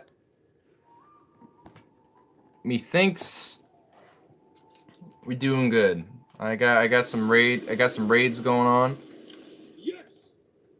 Yes. Those are my allies, by the way. And yeah, so I'll kind of lay down what's been happening and shit. We're doing this so old school, Jesus Christ. So I started here. I actually got my homeboy. Got my homeboys there. I can turn this down a little bit. But yeah, so we started there. And basically, let me pull up the map. Boom. The yellow's me. And green is pretty much people that kind of like me. Like these were, pretty much all the Scandinavian groups and the immediate like Germanic and Dutch Germanic groups seem to like me for the most part. I'm trying to win over these guys, but they don't want to. And the Roman Empire and shit. So yeah, I've been doing raids out here and shit, but essentially so when you start the game as the Danish, you're already at war. The Utes and the Geats are lucky. You don't get to deal with that bullshit. So I'm alright. So here used to be like some tribe of some sort. It's actually real easy to defeat them. But as soon as I dealt with them, then the tribe that was here decided to be like, hey, fuck you too. So I'm like, alright. So I kind of move in there and murk their bitches. Because they're bitches. And then this tribe, which happened to be trading with the Geats, so for a while we were at tension, but now we're allied with each other. Ironic enough. Oops. So, yeah, so I murk their ass, and they end up, like, migrating the fuck... Oh, here they are. Here they are. They became they became migrators. I forced them to migrate the fuck out of there. Go find your own homeland. Force them out and put them in new ones. So yeah, I guess they're combating the Huns or some shit. It looks like it's because they're next to each other. But yeah, and that's what's been happening. I recently settled up here. This is just nothingness. It was uninhabited, so I'm like, I'm gonna settle up here, and I'm trying to win the Venedians a little bit. If not, I'll make them tributary state, so then I can have a little bit of a, kind of like insurance. Nothing's happening out here. But yeah, my next goal is to murk England and then Ireland. Just fuck all that shit up, bro. But yeah, that's pretty much what's been happening, and it took a while. Like it's been very conflicting. Like I've already decided to do some raids and shit. As you can see, I kind of moved down here, and I sort of got fucked up by some Romans down here, and then I almost got majorly fucked up over here, but I got him back up here now. This guy almost got fucked up. For the tribe, yeah. This guy nearly got fucked up. He was over here trying to siege this shit, but I just barely lost. But they lost a lot of guys, so it was all good. It gave me a little extra money to kind of boost my economy and shit. So I got him to go all the way back with literally like 2 horseman raiders and him. His name's Aki. Oops. The guy's literally name is Aki. I have 2 guys named Aki as my generals. I have this Aki. I got this fool, this ginger bearded man. And then I got boring Aki. Literally one of his traits is boring. I have a boring Aki, and then I have a not so boring Aki. That's very good. That's very graduated. I need to get off work for this. Yeah. I mean, it should be pretty easy, but I'll need the money to do it. But who knows? By that point, I might be able to. You know what? I don't know why these guys are chilling there. They need to be, like, actually in there. Like, guarding the actual village instead of just right outside the fucking thing. Guard the village. Don't be outside it. But, yeah. Well, since I did that action, I might as well save. Joeteins. I'm actually surprised I've literally built a small empire. Like, pretty much every, like, so it tells you how many regions a tribe has here. Like, every tribe is, like, 1. Like, 2. 1. 1. The only one that I'm competing with is the Caledonians, and they have 5. Because they have kind of claimed Britain for themselves. While literal Britain has 1, you know, like 1 fucking territory to themselves. I think I can use that as a foothold, or maybe I can make them a tributary state or something. I don't know. They're culturally intolerant. And then there's the 1, 1 migrating, 1, 1 migrating, 1, 1, 3. The Roman separatists, so a revolution. 2, because Saxons have Brittany in France, and then 1. 1, and then the Roman Empire has literally been decreasing from 40 to 22, and is slowly getting smaller and smaller. Like, literally, the Western Roman Empire has crumbled pretty significantly. They have, like, some stuff here, but I'm planning on making some raids out here. That's my next objective, make some raids down here, dude. What do you think about that shit? Raid Iberia? The Iberian Peninsula? Fuck yeah, dude. And free this land, make some tributary states, and just, like, have, like, a little beachhead for myself, and then just, like, have a trade post. The Danish Empire rises in the year 406, dude. That's what we're doing. And I have allies all around me, so there's no way anyone's gonna fuck with me. I might have to make these guys tributary states or something. I might have to do something about that, because this is a problematic right here. These 2 don't really like me. The Tigrinians don't like me, and the Langobards, which is basically kind of an equivalent to Longbeards, because they're known for having super long fucking beards. Like, they kind of like me, but they're like, I need to figure some shit out with them, because I want them to like me. I like these guys. They're pretty cool. They got some awesome units too. I'd like to have them as an ally on my side. I'm basically doing the Stalinist method. I have an empire I'm solidifying, and I'm having a meat shield around me. That's what I'm doing. That's what I'm trying to do. I'm having a meat shield around me. I was initially going to try to conquer all of Skanza, but can't really do that now. I'm allied with all of them, so I got Gulf Skanza and Germano Samarita. I might do something about that. I don't know what I'm going to do about these guys, but anyway, that's going on here. Get out of here. Get out to the desktop. Boom. Oh. Yes, making little empires are fun.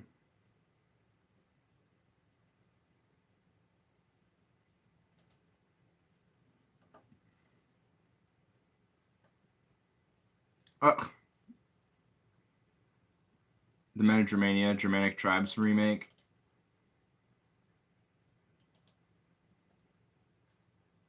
Just make them look more civilized, I guess.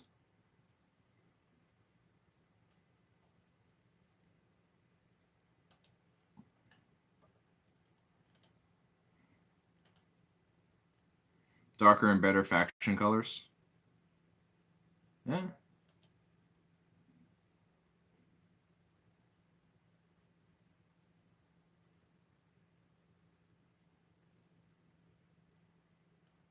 reduced the size and height of the Germans to make battle more believable. They were still taller than Romans on average. Action leader models.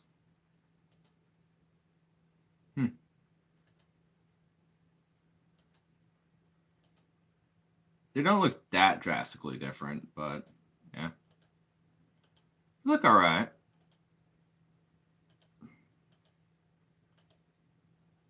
I like how it's in this just deep fucking forest.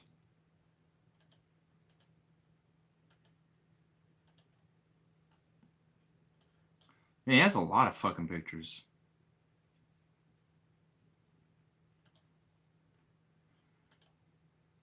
Oh. So much shit going on. I guess he has his, I guess there's also, like, picture references for this as well.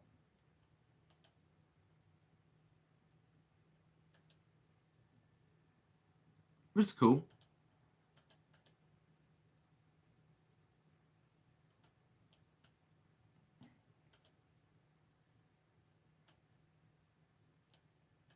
Oh, alright, well. What is even going on here? Alright, well, I'm getting out of this. Lord Ignos II. Evil Empire, bruh. I am slowly but surely unifying Scandinavia and Britain, bro. That's what I'm doing. I'm gonna unify Britain. Unify against the empires and against the hordes of the Huns, bro. They're the real barbarians. I'll unite us under Danish rule. Whoa, oh, oh, oh, yo, yo, oh, yo, yo, oh, oh. Yo, yo, yo, yo, yo.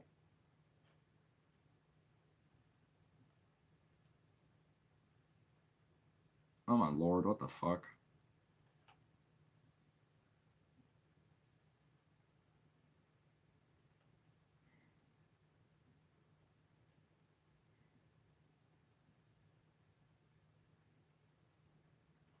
Emerge the ranks of two Saturns together, and this happened. So the only game that likes breaking the rules of physics like it's no big deal, it's Universe Sandbox 2. This is Saturn. Saturn is cool because it has rings. So today I figure I'm going to try and break my computer because I'm a sadist, and by proxy, my computer is a masochist. I find it the game completely overloads Saturn's rings. It looks more like Saturn than like the average Saturn. Rings are amazing, and I want to mess with them. I think that the very first thing that I'd like to do to the rings is throw something through them, of course, at the speed of light. People have mentioned, they said, great, it's impossible to go faster than the speed of light. It probably is, but that's why we have video games. You gotta remember that Universe Sandbox 2 does whatever the hell it wants. It really doesn't care. Universe Sandbox 2 is the game that steps up to the pedestrian crosswalk when the little red light is on, and it walks across anyway. We're gonna launch a... Yeah, basically. We picked Mercury today because we picked on Pluto a lot last time. Launch velocity.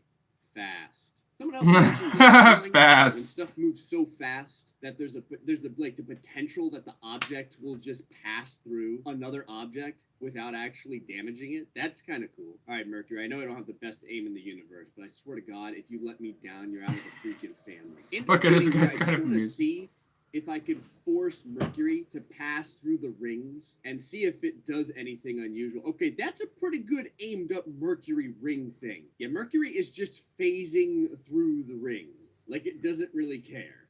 It's just kind of like perfectly manipulating itself through the rings. I don't believe this for a second. Hold on, let me slow Mercury down a little bit. Okay, yeah, see, this is a much, much slower Mercury. This Mercury kind of like got held back in school and stuff. And you can clearly see now that as the particulates hit the surface, it is lighting this. It's like the 4th of July down here on the surface. Damn. It's pretty amusing, actually. Here, I'll show a bit. I just noticed, did the other Mercury absorb the particles? Look at the little pathway over there. Damn. It looks like a pathway leading up to someone's front door. I think that's where our other Mercury went through and told all of the ring particles to go to hell. Did I shoot this Mercury into Saturn? I hope I didn't shoot it directly into Saturn, but it looks like it's going into Saturn. Oh, it's probably because of the... oh my God. Well, that's unfortunate. Nike swooped Jesus in, Christ, look at that. sponsored. I had no intent on doing this when I originally went. Nike's fucking logos on there, Slightly dude. sad due to getting hit by a planet, but not as sad as it sounds. What Now the I want to see fuck? what happens when I throw a black hole, a really tiny black hole, at the speed of light past the rings. Oh my Black god. hole moving at the speed of Oh my light. god. This is what I mean. See, it's a sad black hole. This is like, hell. Whoa. What's happening here? Well, everyone, we did it. We turned Saturn into a sperm. I guess it could. Oh my god. If you look at it this way, what happens if I fire another black hole? Say right about here. What the hell? What just happened? Oh, sweet baby Jesus, that's amazing. What just The happened? Just went wild and shot Saturn and all the chunklets all over the place. All the other black holes pulling back now. Whoa. It's like sucking all of the ring and shooting it out the other side? It's creating like a, what the hell? Is it like reforming the rings? Dude, I'm what the super fuck? unhappy right now, but this looks amazing. I don't really know what to say. You can see the black hole over there, kind of just making the rings do this giant orbit. But Okay, look at that's all the rings intense, on dude. this side, where it got pulled from the first black hole. Yo, one day we'll definitely have streams to Universal Sandbox, bro. Dude, that's just too intense. That's just awesome. We'll have to find ways to also destroy the Earth as well. Too, you know, it's like brother and sister Saturn. But Saturn 1's rings are already starting to just annihilate the surface of Saturn 2. The same thing should be happening over here. I'm actually kind of surprised that the rings aren't colliding with each other more, which is kind of unusual. Let's go ahead and speed. If this thing can handle me speeding this up. That's Whoa. the stuff right there. Two Saturns making sweet love in such a way that shouldn't be possible if. Oh my god. Oh my god. Alright, I think there's not much else to just fucking, I don't know what else there is. I don't know what else there is to say now. Oh my god. Alright. Well,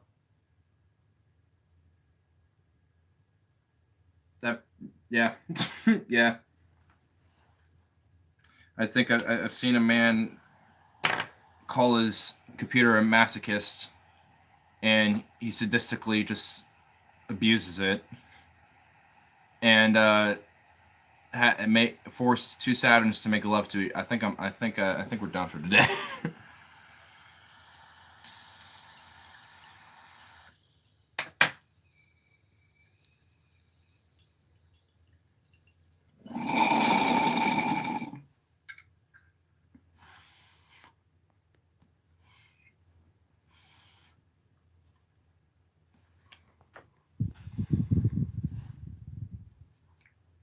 Shit in, shit out. Oh my god.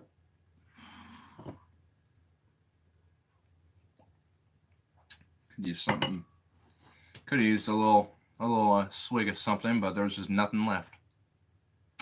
I mean, there's like a little something left in there, but it was just like a droplet. So, damn. Oh well. I'm gonna reheat that chicken though. Good. Oh, good. You want me to suffer now? Oh my god.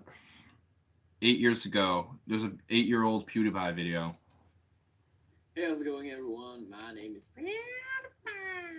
Oh my god. 2,500 subs, 100th video. Thank you. Plus showing MA gaming rig. Oh, showing my gaming rig. And I just want to say a quick thank you, I guess. Dude, this is like some like archive shit.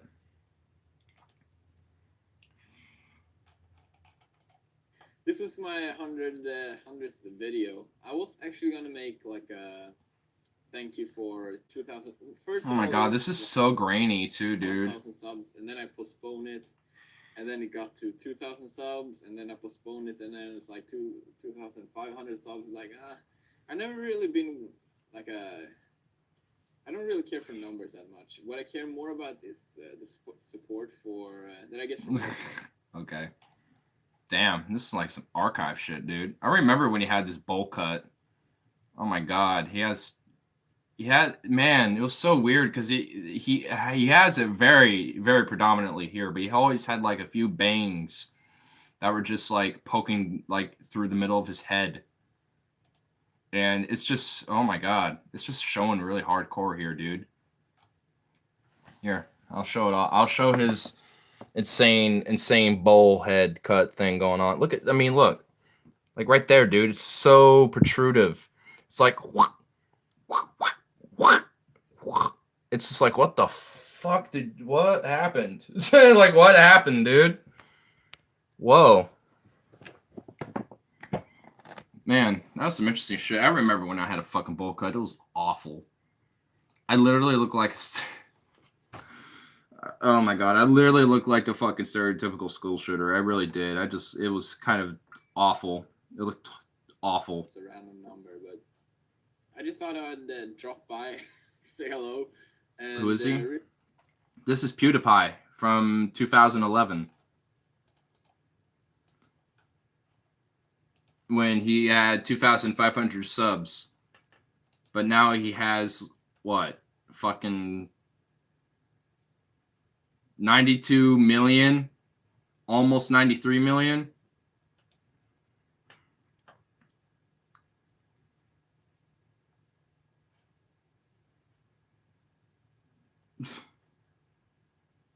Oh my goodness.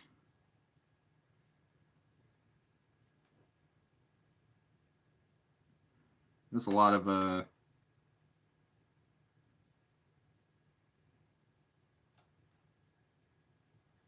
oh, he reacted to T-Series literally passing him in subscriber counts. What? Oh my god. I don't even give a fuck, but I might as well see if that's true. No, it's not true. No. I don't even know who the fuck are... Like, okay, who is this? What makes these guys... Wait, what the fuck? That was their intro video. Like, to your... I think I had fun last night. Let me put that right. एक अमीर बुढ़ा और एक hot जवान बच्ची मिले. बच्ची. What? Okay. So what?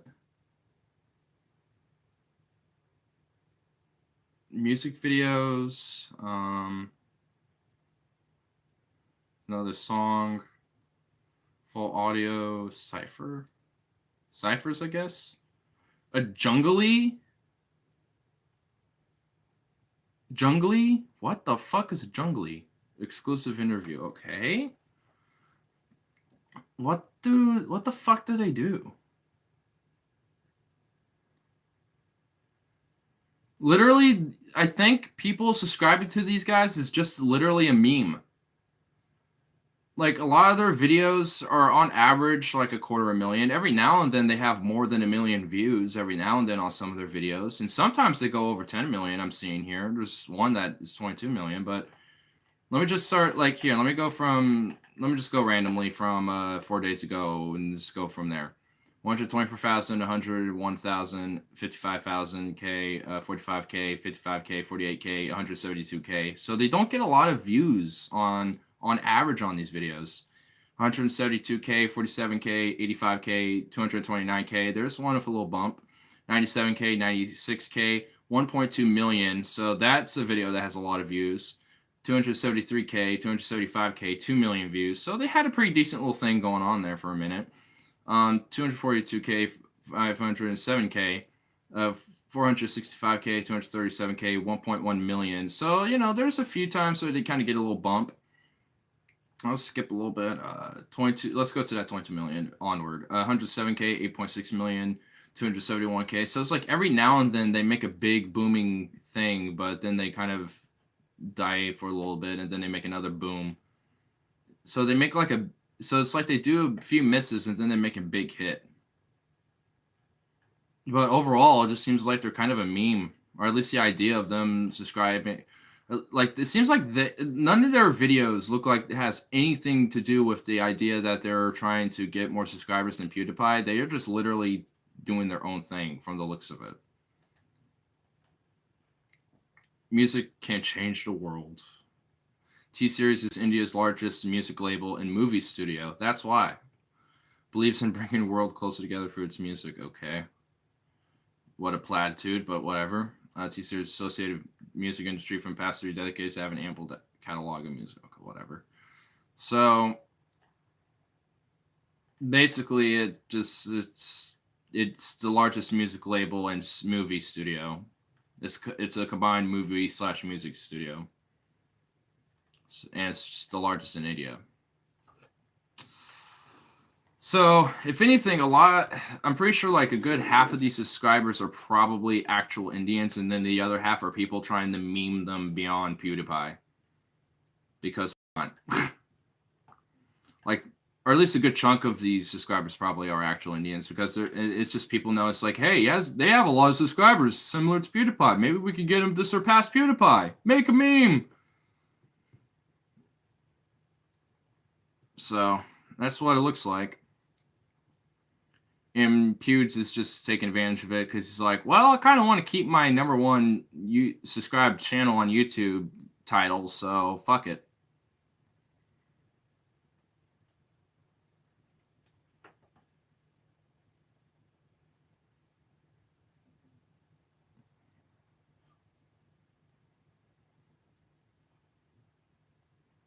I like how people record full flights to places. American Airlines Boeing 777-223/ER from DWF to KOA full flight.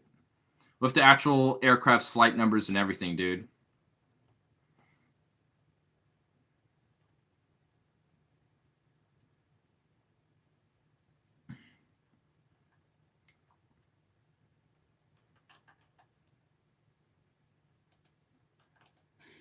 Oh my god, he records literally like, and he records like just the aircraft there, walking into the place, his seat, people boarding the fucking plane. Oh my god, this is a little overboard. That poor old man being recorded sitting down. Oh my god, I feel so bad for him. Oh my god, I would not be comfortable knowing the guy's doing this. Like, record yourself, like, in your seat doing your own thing. Don't, like, oh my, that's a pretty nice setup with the... He was actually, oh my god, what the fuck? He was sitting, and then he had his camera in, like, the front seat. Like, what are you doing? That's a little overboard, bro. Low-key overboard. What the fuck? And then from there, he's just recording the aircraft, doing literally doing the entire flight. The whole flight.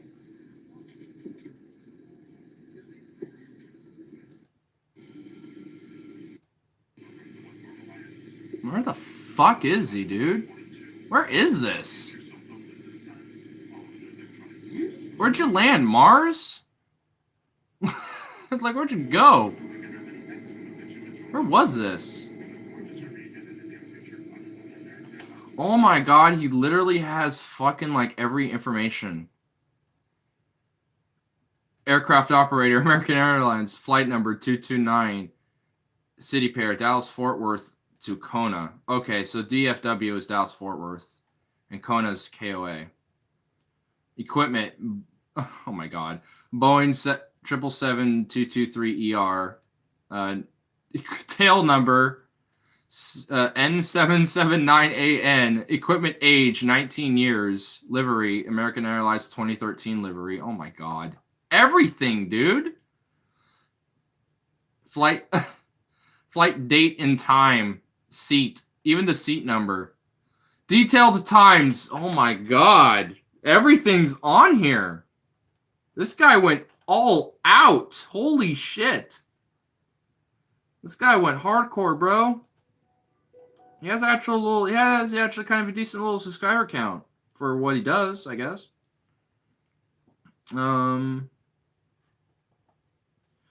He has like little clips, but then he actually has like literal full videos too.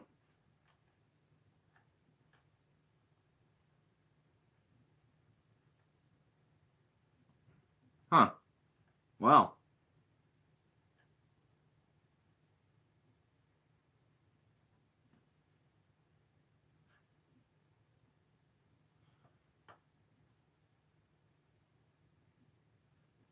All right. Well, he literally does this frequently. Like, I've scrolled through a good chunk of videos, and I'm now just getting into his videos from 2 months ago. He did one earlier today, and he does videos at least once a day, it looks like. So, pretty much like on my level. Well, then, that's interesting. Interesting thing you're doing there, sir.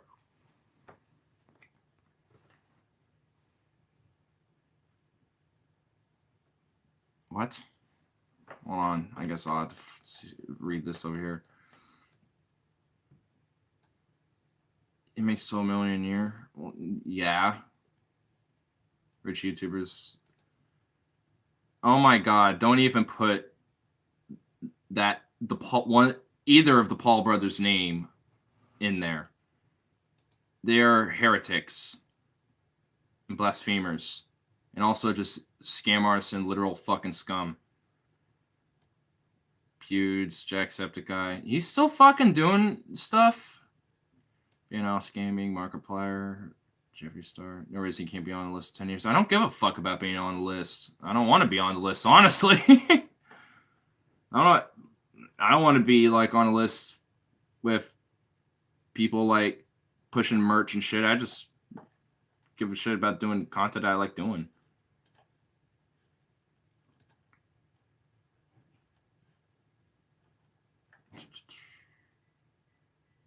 Oh my God, now I'm starting to get like, here's like photorealistic graphics and shit, bro. Check out these epic games. It's just like, oh my God, really? You living? Yeah. Not making it.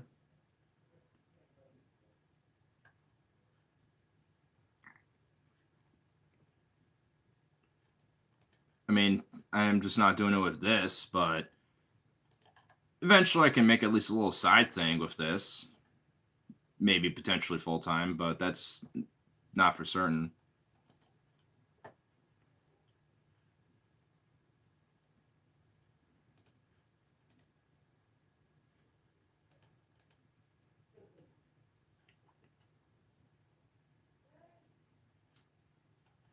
Is there anything going on in this little bowl?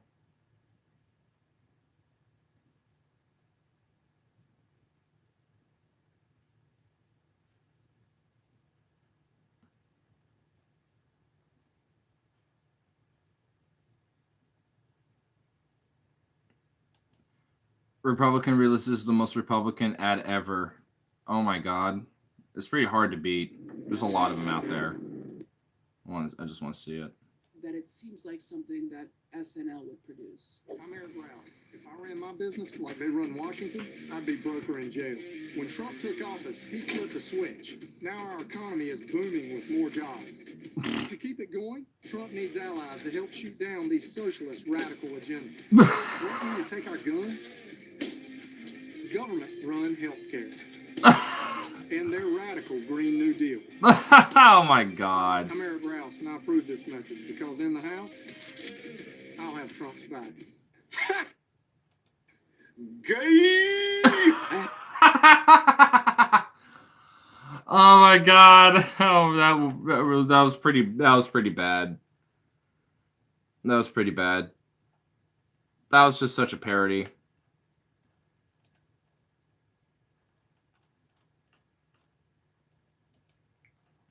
What a parody. Oh my God.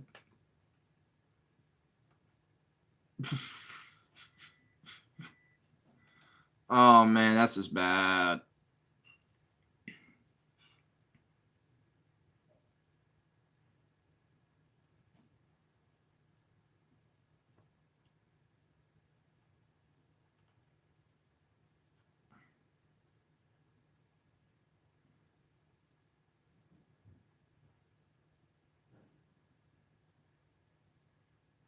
Huh? I recite the medical dictionary from memory for 3 hours. This is how my kidneys shut down. Oh my god. Why did you do that?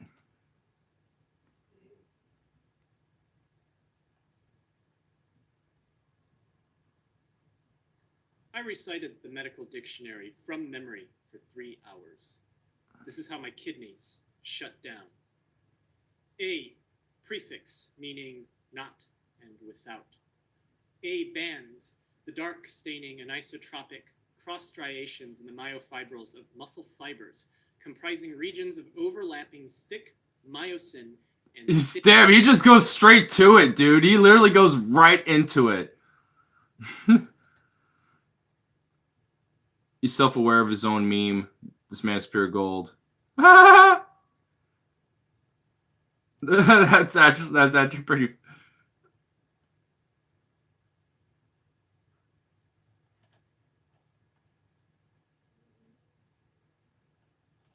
This you just... Actin filaments. Alpha cells, pertaining to endocrine cells of pancreatic origin, contained within the islets. Also refers to cells in the anterior lobe of the adeno hypothesis. Alpha chain. I'm going to skip a bit. Polypeptide component applying the lateral rectus muscle of the eye. Its origin is in the facial colliculus. Oh my god, he's getting kind of slurry 35 minutes in. Just below the surface of the rhomboid fossa. It emerges from the brain in the fissure between the medulla oblongata and the posterior border of the pons, medullopontine sulcus. It enters. Let's say regular words now. It enters the dura of the clevis and passes through the cavernous. 36 minutes in, he's fucking up already, dude. Holy shit. Let's go an hour and a half in. Acceptor site, the location of ribosomal binding for the aminoacyl tRNA during protein synthesis. Excess Persino, a series of severe attacks of falciparum malaria, sometimes occurring in apparently mild cases, roughly classified as cerebral and algid.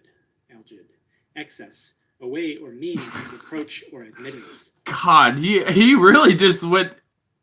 Damn. Does he have like anything for a break? Oh wait, Also, he does a little bit here. Infectious keratoconjunctivitis. A. cholia. Fine infectious keratoconjunctivitis. Stools. Acholuria. Yeah, it does have water.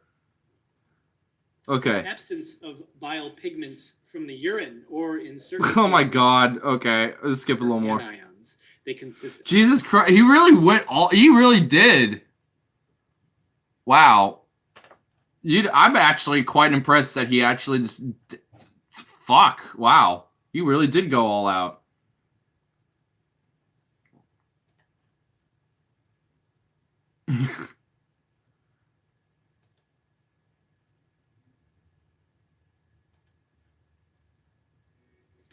I recited the medical dictionary for 3 hours from memory. This is how my kidneys shut down. CE is a 34-year-old man presenting to the emergency room with abdominal pain radiating to his back.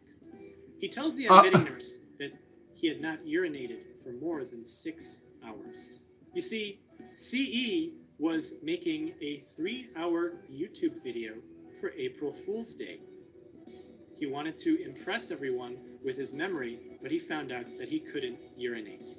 So therefore, CE is suffering from hydronephrosis. Hydro meaning water, nephro pertaining to the kidneys, and osis meaning abnormal state. An abnormal state of the kidneys due to an excess of water, as the urine backed up from his bladder into his kidneys.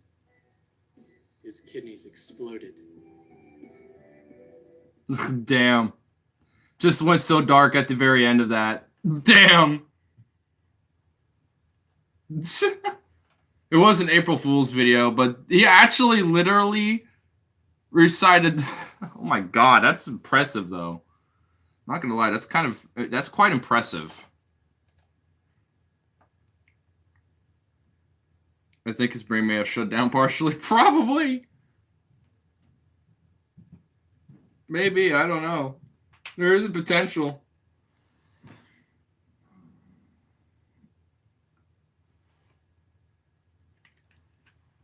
Anyway.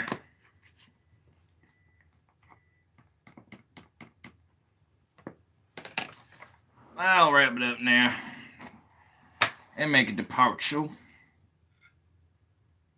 Boom.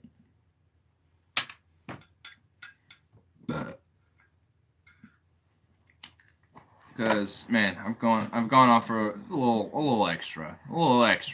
Not too long, but a little extra.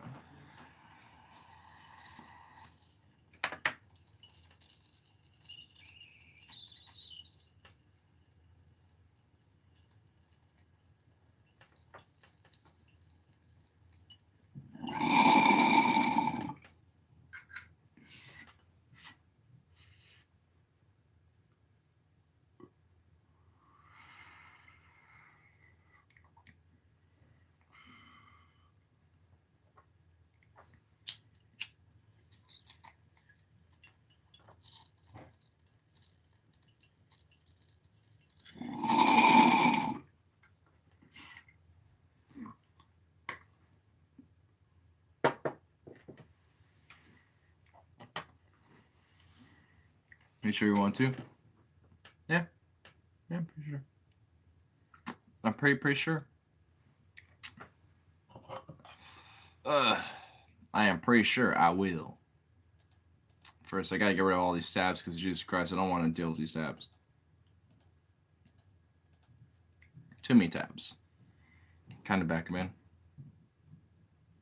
Oh my god, Stefan's back as I'm. Oh my god. Gord damage to Ford.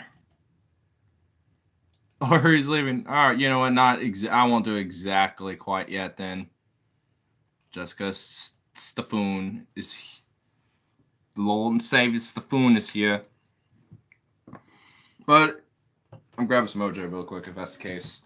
And reheat my chickens.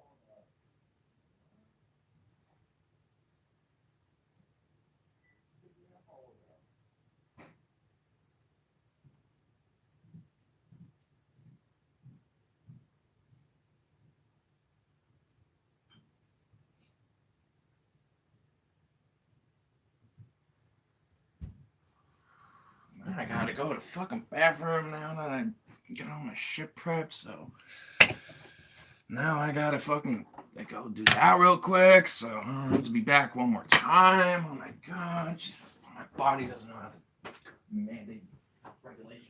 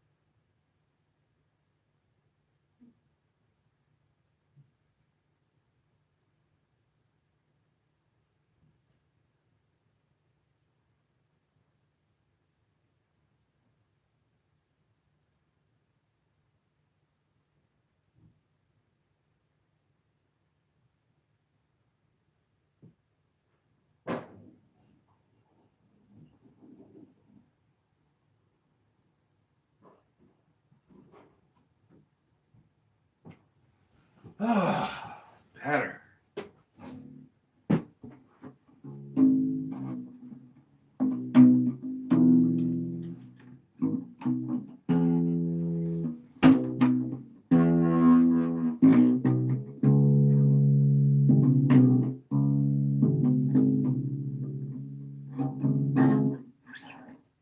It's the phone, get back here. You won't stay if you're here. Damn, son. I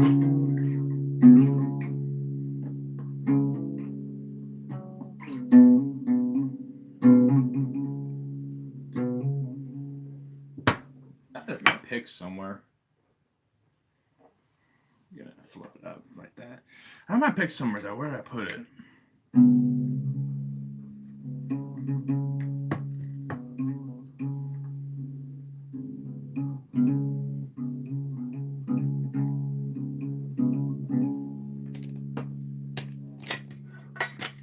The fuck did I do with it?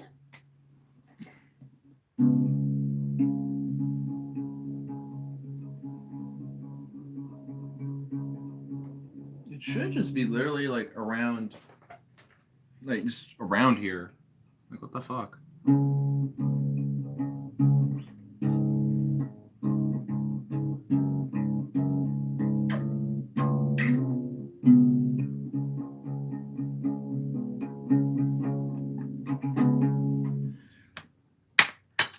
Okay, like a legit serious what the fuck?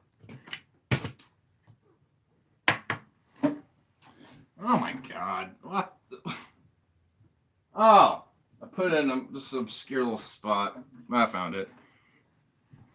Oh, here it is before I go. Well, yeah, a little jam. Little jams, why not?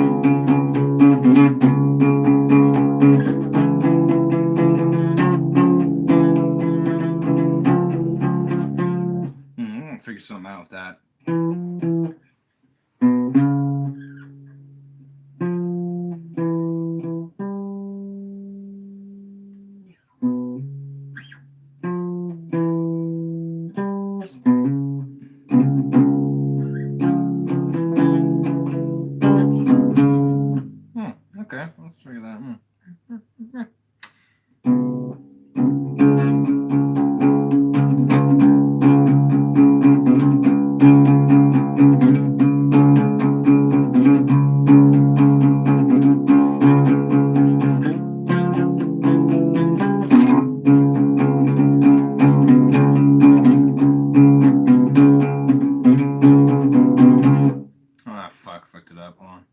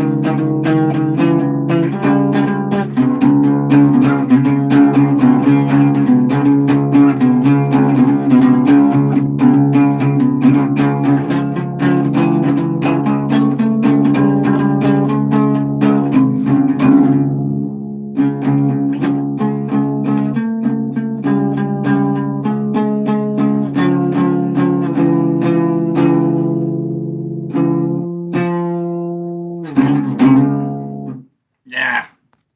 Fuck. That was kind of an interesting little thing. It said going. Oh, wait.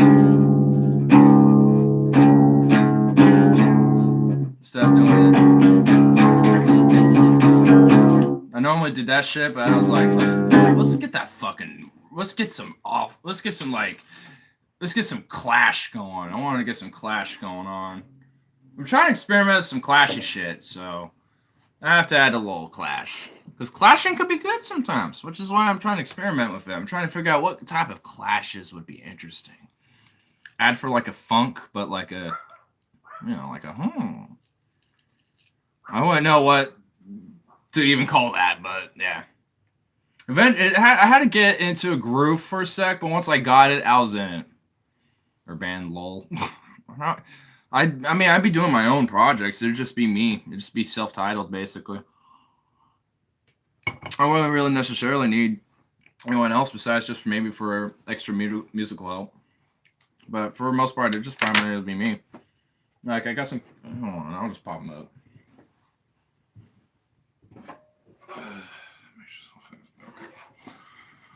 I got these Kowloon drums.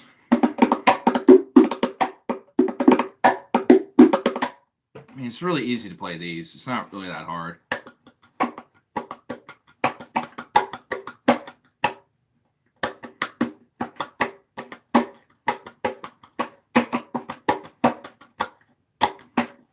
It's not hard to play a box drum, basically.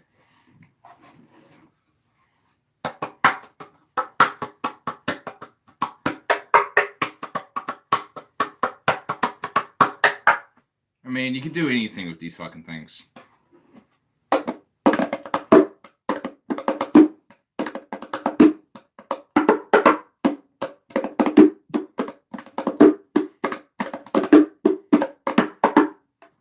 Pretty easy. I mean, you can do all sorts of kind of cool shit. So, I mean, I got a little bit of percussion I could do. I mean, there's a little different things I can do. Plus, I got my guitars over there that I need to kind of play on more, but, you know, I have them, so. God damn it, she's such a fucking whiner, dude. So yeah, I hear them. Well, it's because don't worry about them, they're just whiny little bitches. Really, that's what they are. Like, I mean, I don't know. She doesn't communicate besides just like, I bark and I stare at you. It's just like, my grinder wasn't closed. Jesus Christ. Chaos. But yeah, she's just no getting through her, honestly, dude. You just gotta like. She just wants out, and it sounds like I heard a door, and then I heard her shut up. So chances are she did that. But she goes off over the slightest stupid like sounds and inconveniences. Like I walked out to go deal with my chicken earlier. She yapped at me fucking walking down the damn hallway. Thanks to Fawn left. Well, of course he did. I dipped for a second, being right back for some fucking OJ, and then of course he dips. He's like, oh well, he's not here. What am I gonna do? It's an oh well situation.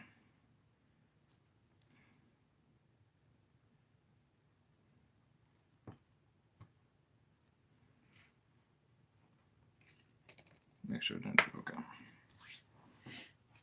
I'm gonna eat my chicken. Finish this chicken up.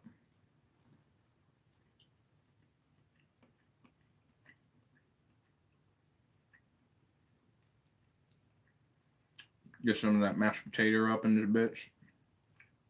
Hell yeah, there we go.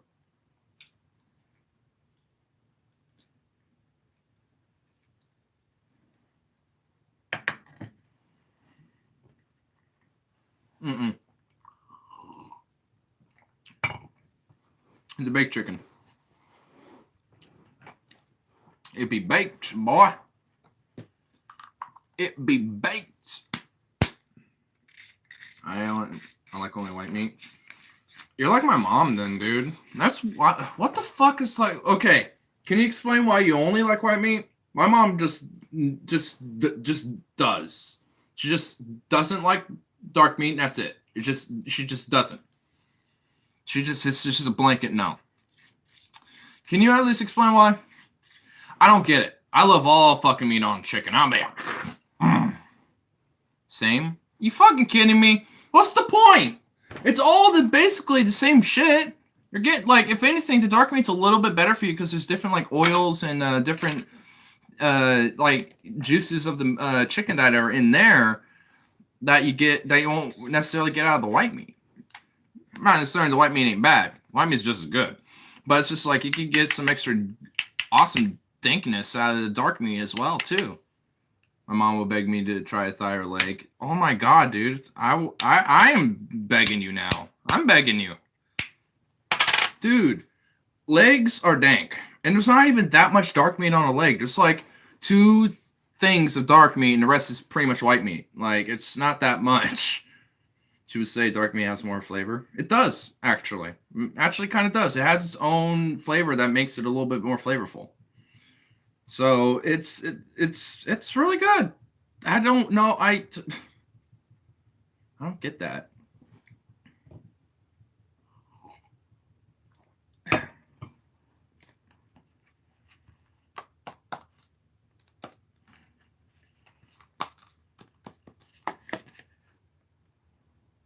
But, yeah, I'd just eat any part of chicken. She didn't want white meat. She said it's dry. This is probably overcooked then. White meat isn't necessarily dry. This is pretty much a white meat breast I'm eating right here, and it's juicy. It's pretty juicy. So that's kind of weird that she's saying it's just dry. So potentially she probably just had some shitty white meat.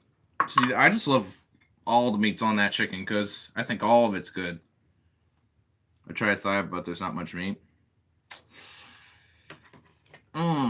Are you afraid to get a little dirty with that? Are you afraid to get a little dirty with that thigh, or are you willing to get deep in there? That dictates how much meat you're going to get out of that baby. With a leg, it's pretty easy. It's all right there. With thigh, you kind of have to pick in there a little bit. You kind of have to like, you have to rip some shit out and be like, all right, I got to rip this meat off, rip this bitch off, go, just do some shit like that. That's what you got to do. You got to be the primal beast that you are, bruh. For breast to rip off and eat. There's still meat on that bone. Dude, trust me on this. I work with chickens, okay? I work with cooking chickens and like ripping them to shreds, shredding the shit, cutting them bitches, all that shit. Trust me, okay? And they're even if you take like the actual breast meat, there's still like on the actual breast chunk, there's still decent meat on there, and the skin too.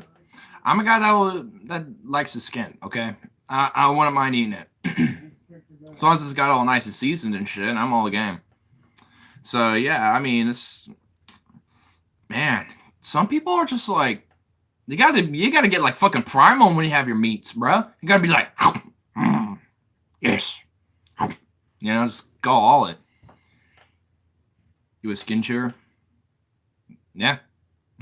Yeah. I'm just gonna be pretty blunt and apologetic about that. Yeah. And it's I don't know why people think that's weird. I'm getting all the goodness out of that chicken. If I'm gonna eat a chicken, I'm getting all the goodness out of it. You know what I'm saying? Because chicken's good. And then I'm gonna make sure I get all that chicken. You know what I'm saying? Bring forth the trash. Well, luckily I have a bag that I was gonna deal with anyway, so already good. Your trash is good. Yeah, I was gonna get it in a second. Yeah, I'm about to wrap this up anyway, so. Okay, well, it was just... I was already kind of on. I'm starting to do the trash routine. So okay. Bring it forward.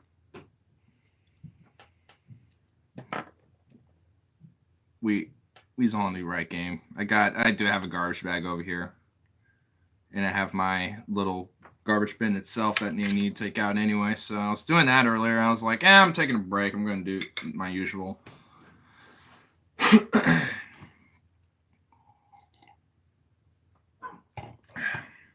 But I'm going to feast a little bit more on this awesomeness.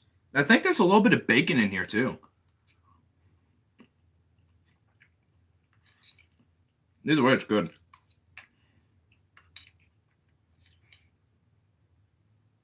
The only thing I don't like on here is the mushrooms, which is weird. I want to do shrooms, but yeah, I don't like mushrooms that are like normally edible for food. It's weird. Got a little bit of shroom right there. Now, if that was a shroom, I would have just done that.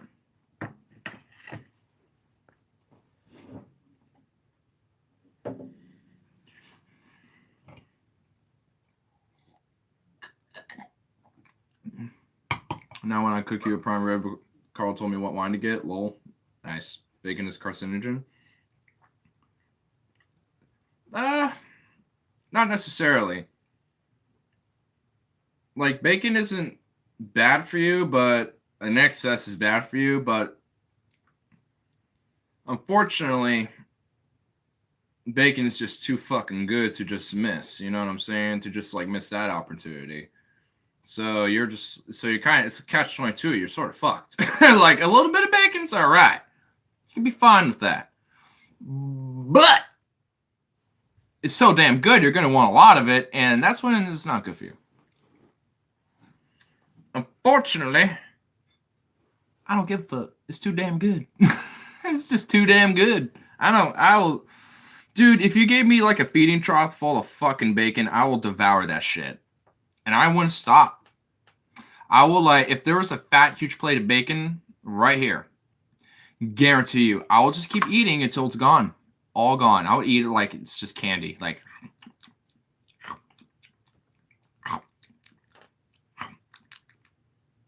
it'll be gone, bro. It'll be gone. Don't trust me with a thing of bacon. I'd have it to myself. I am unapologetic about my lust for bacon. Bad boy, you're goddamn right. I'm just gonna be honest. You're goddamn right. You're right. I am a bad boy. Oh my god. That dog, I swear. Don't gotta worry as much. I got my, it's not that I don't have to worry as much. I just have different worries, and they're not as severe as they probably will as I get on with age and shit, But, I got mine, But, again, I think they just change over time. Boom.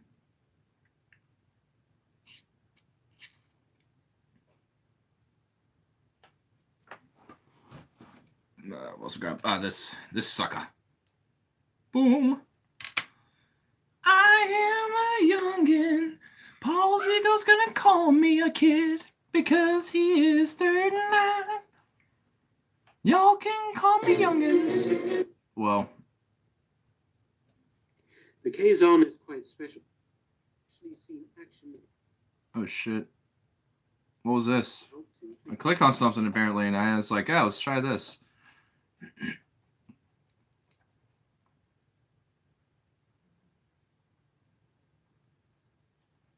Russia. Well, I'm just gonna use it until it blows up.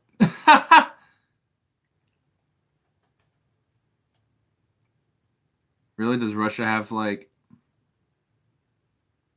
Okay, I could pick out what the oh yeah, Russian Navy.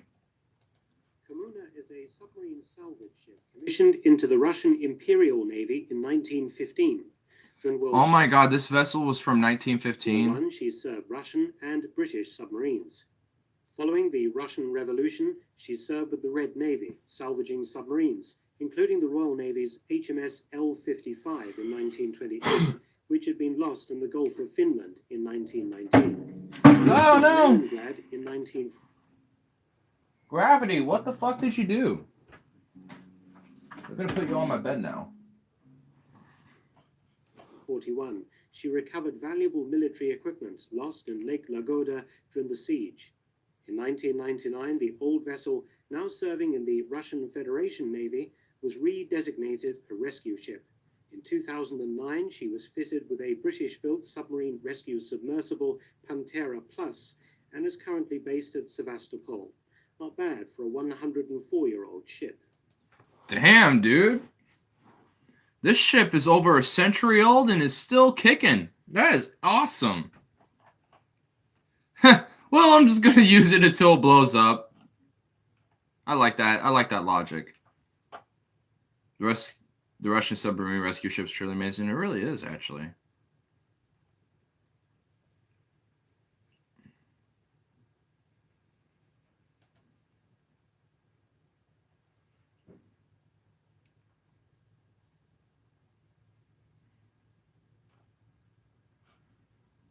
Damn.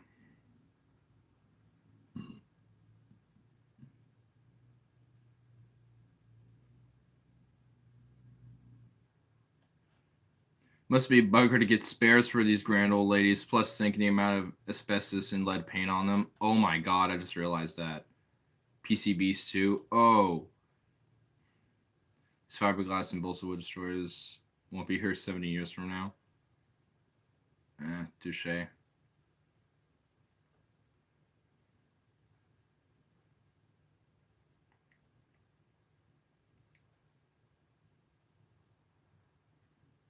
Damn.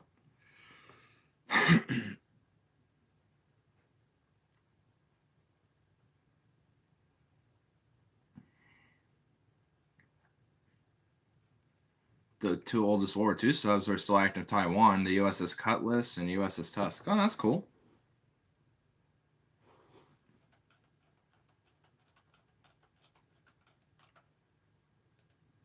Well,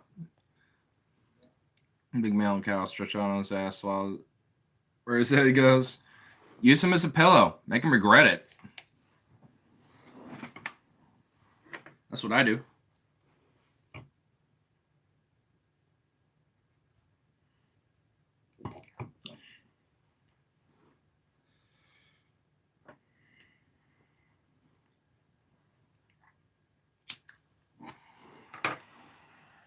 Well, this will be my final bow here. Plus, I went on for, like, definitely way too long now. An hour over. Jesus Christ.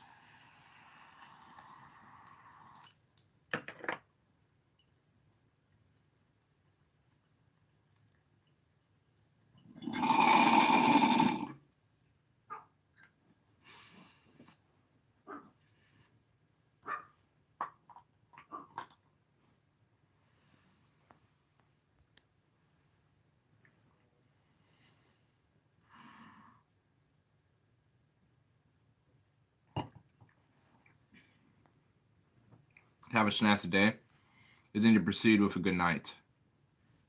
The oxymoron and that good stuff. It's quite strong. But anyway, will do. And I'll see y'all in the next one. Now get out of here.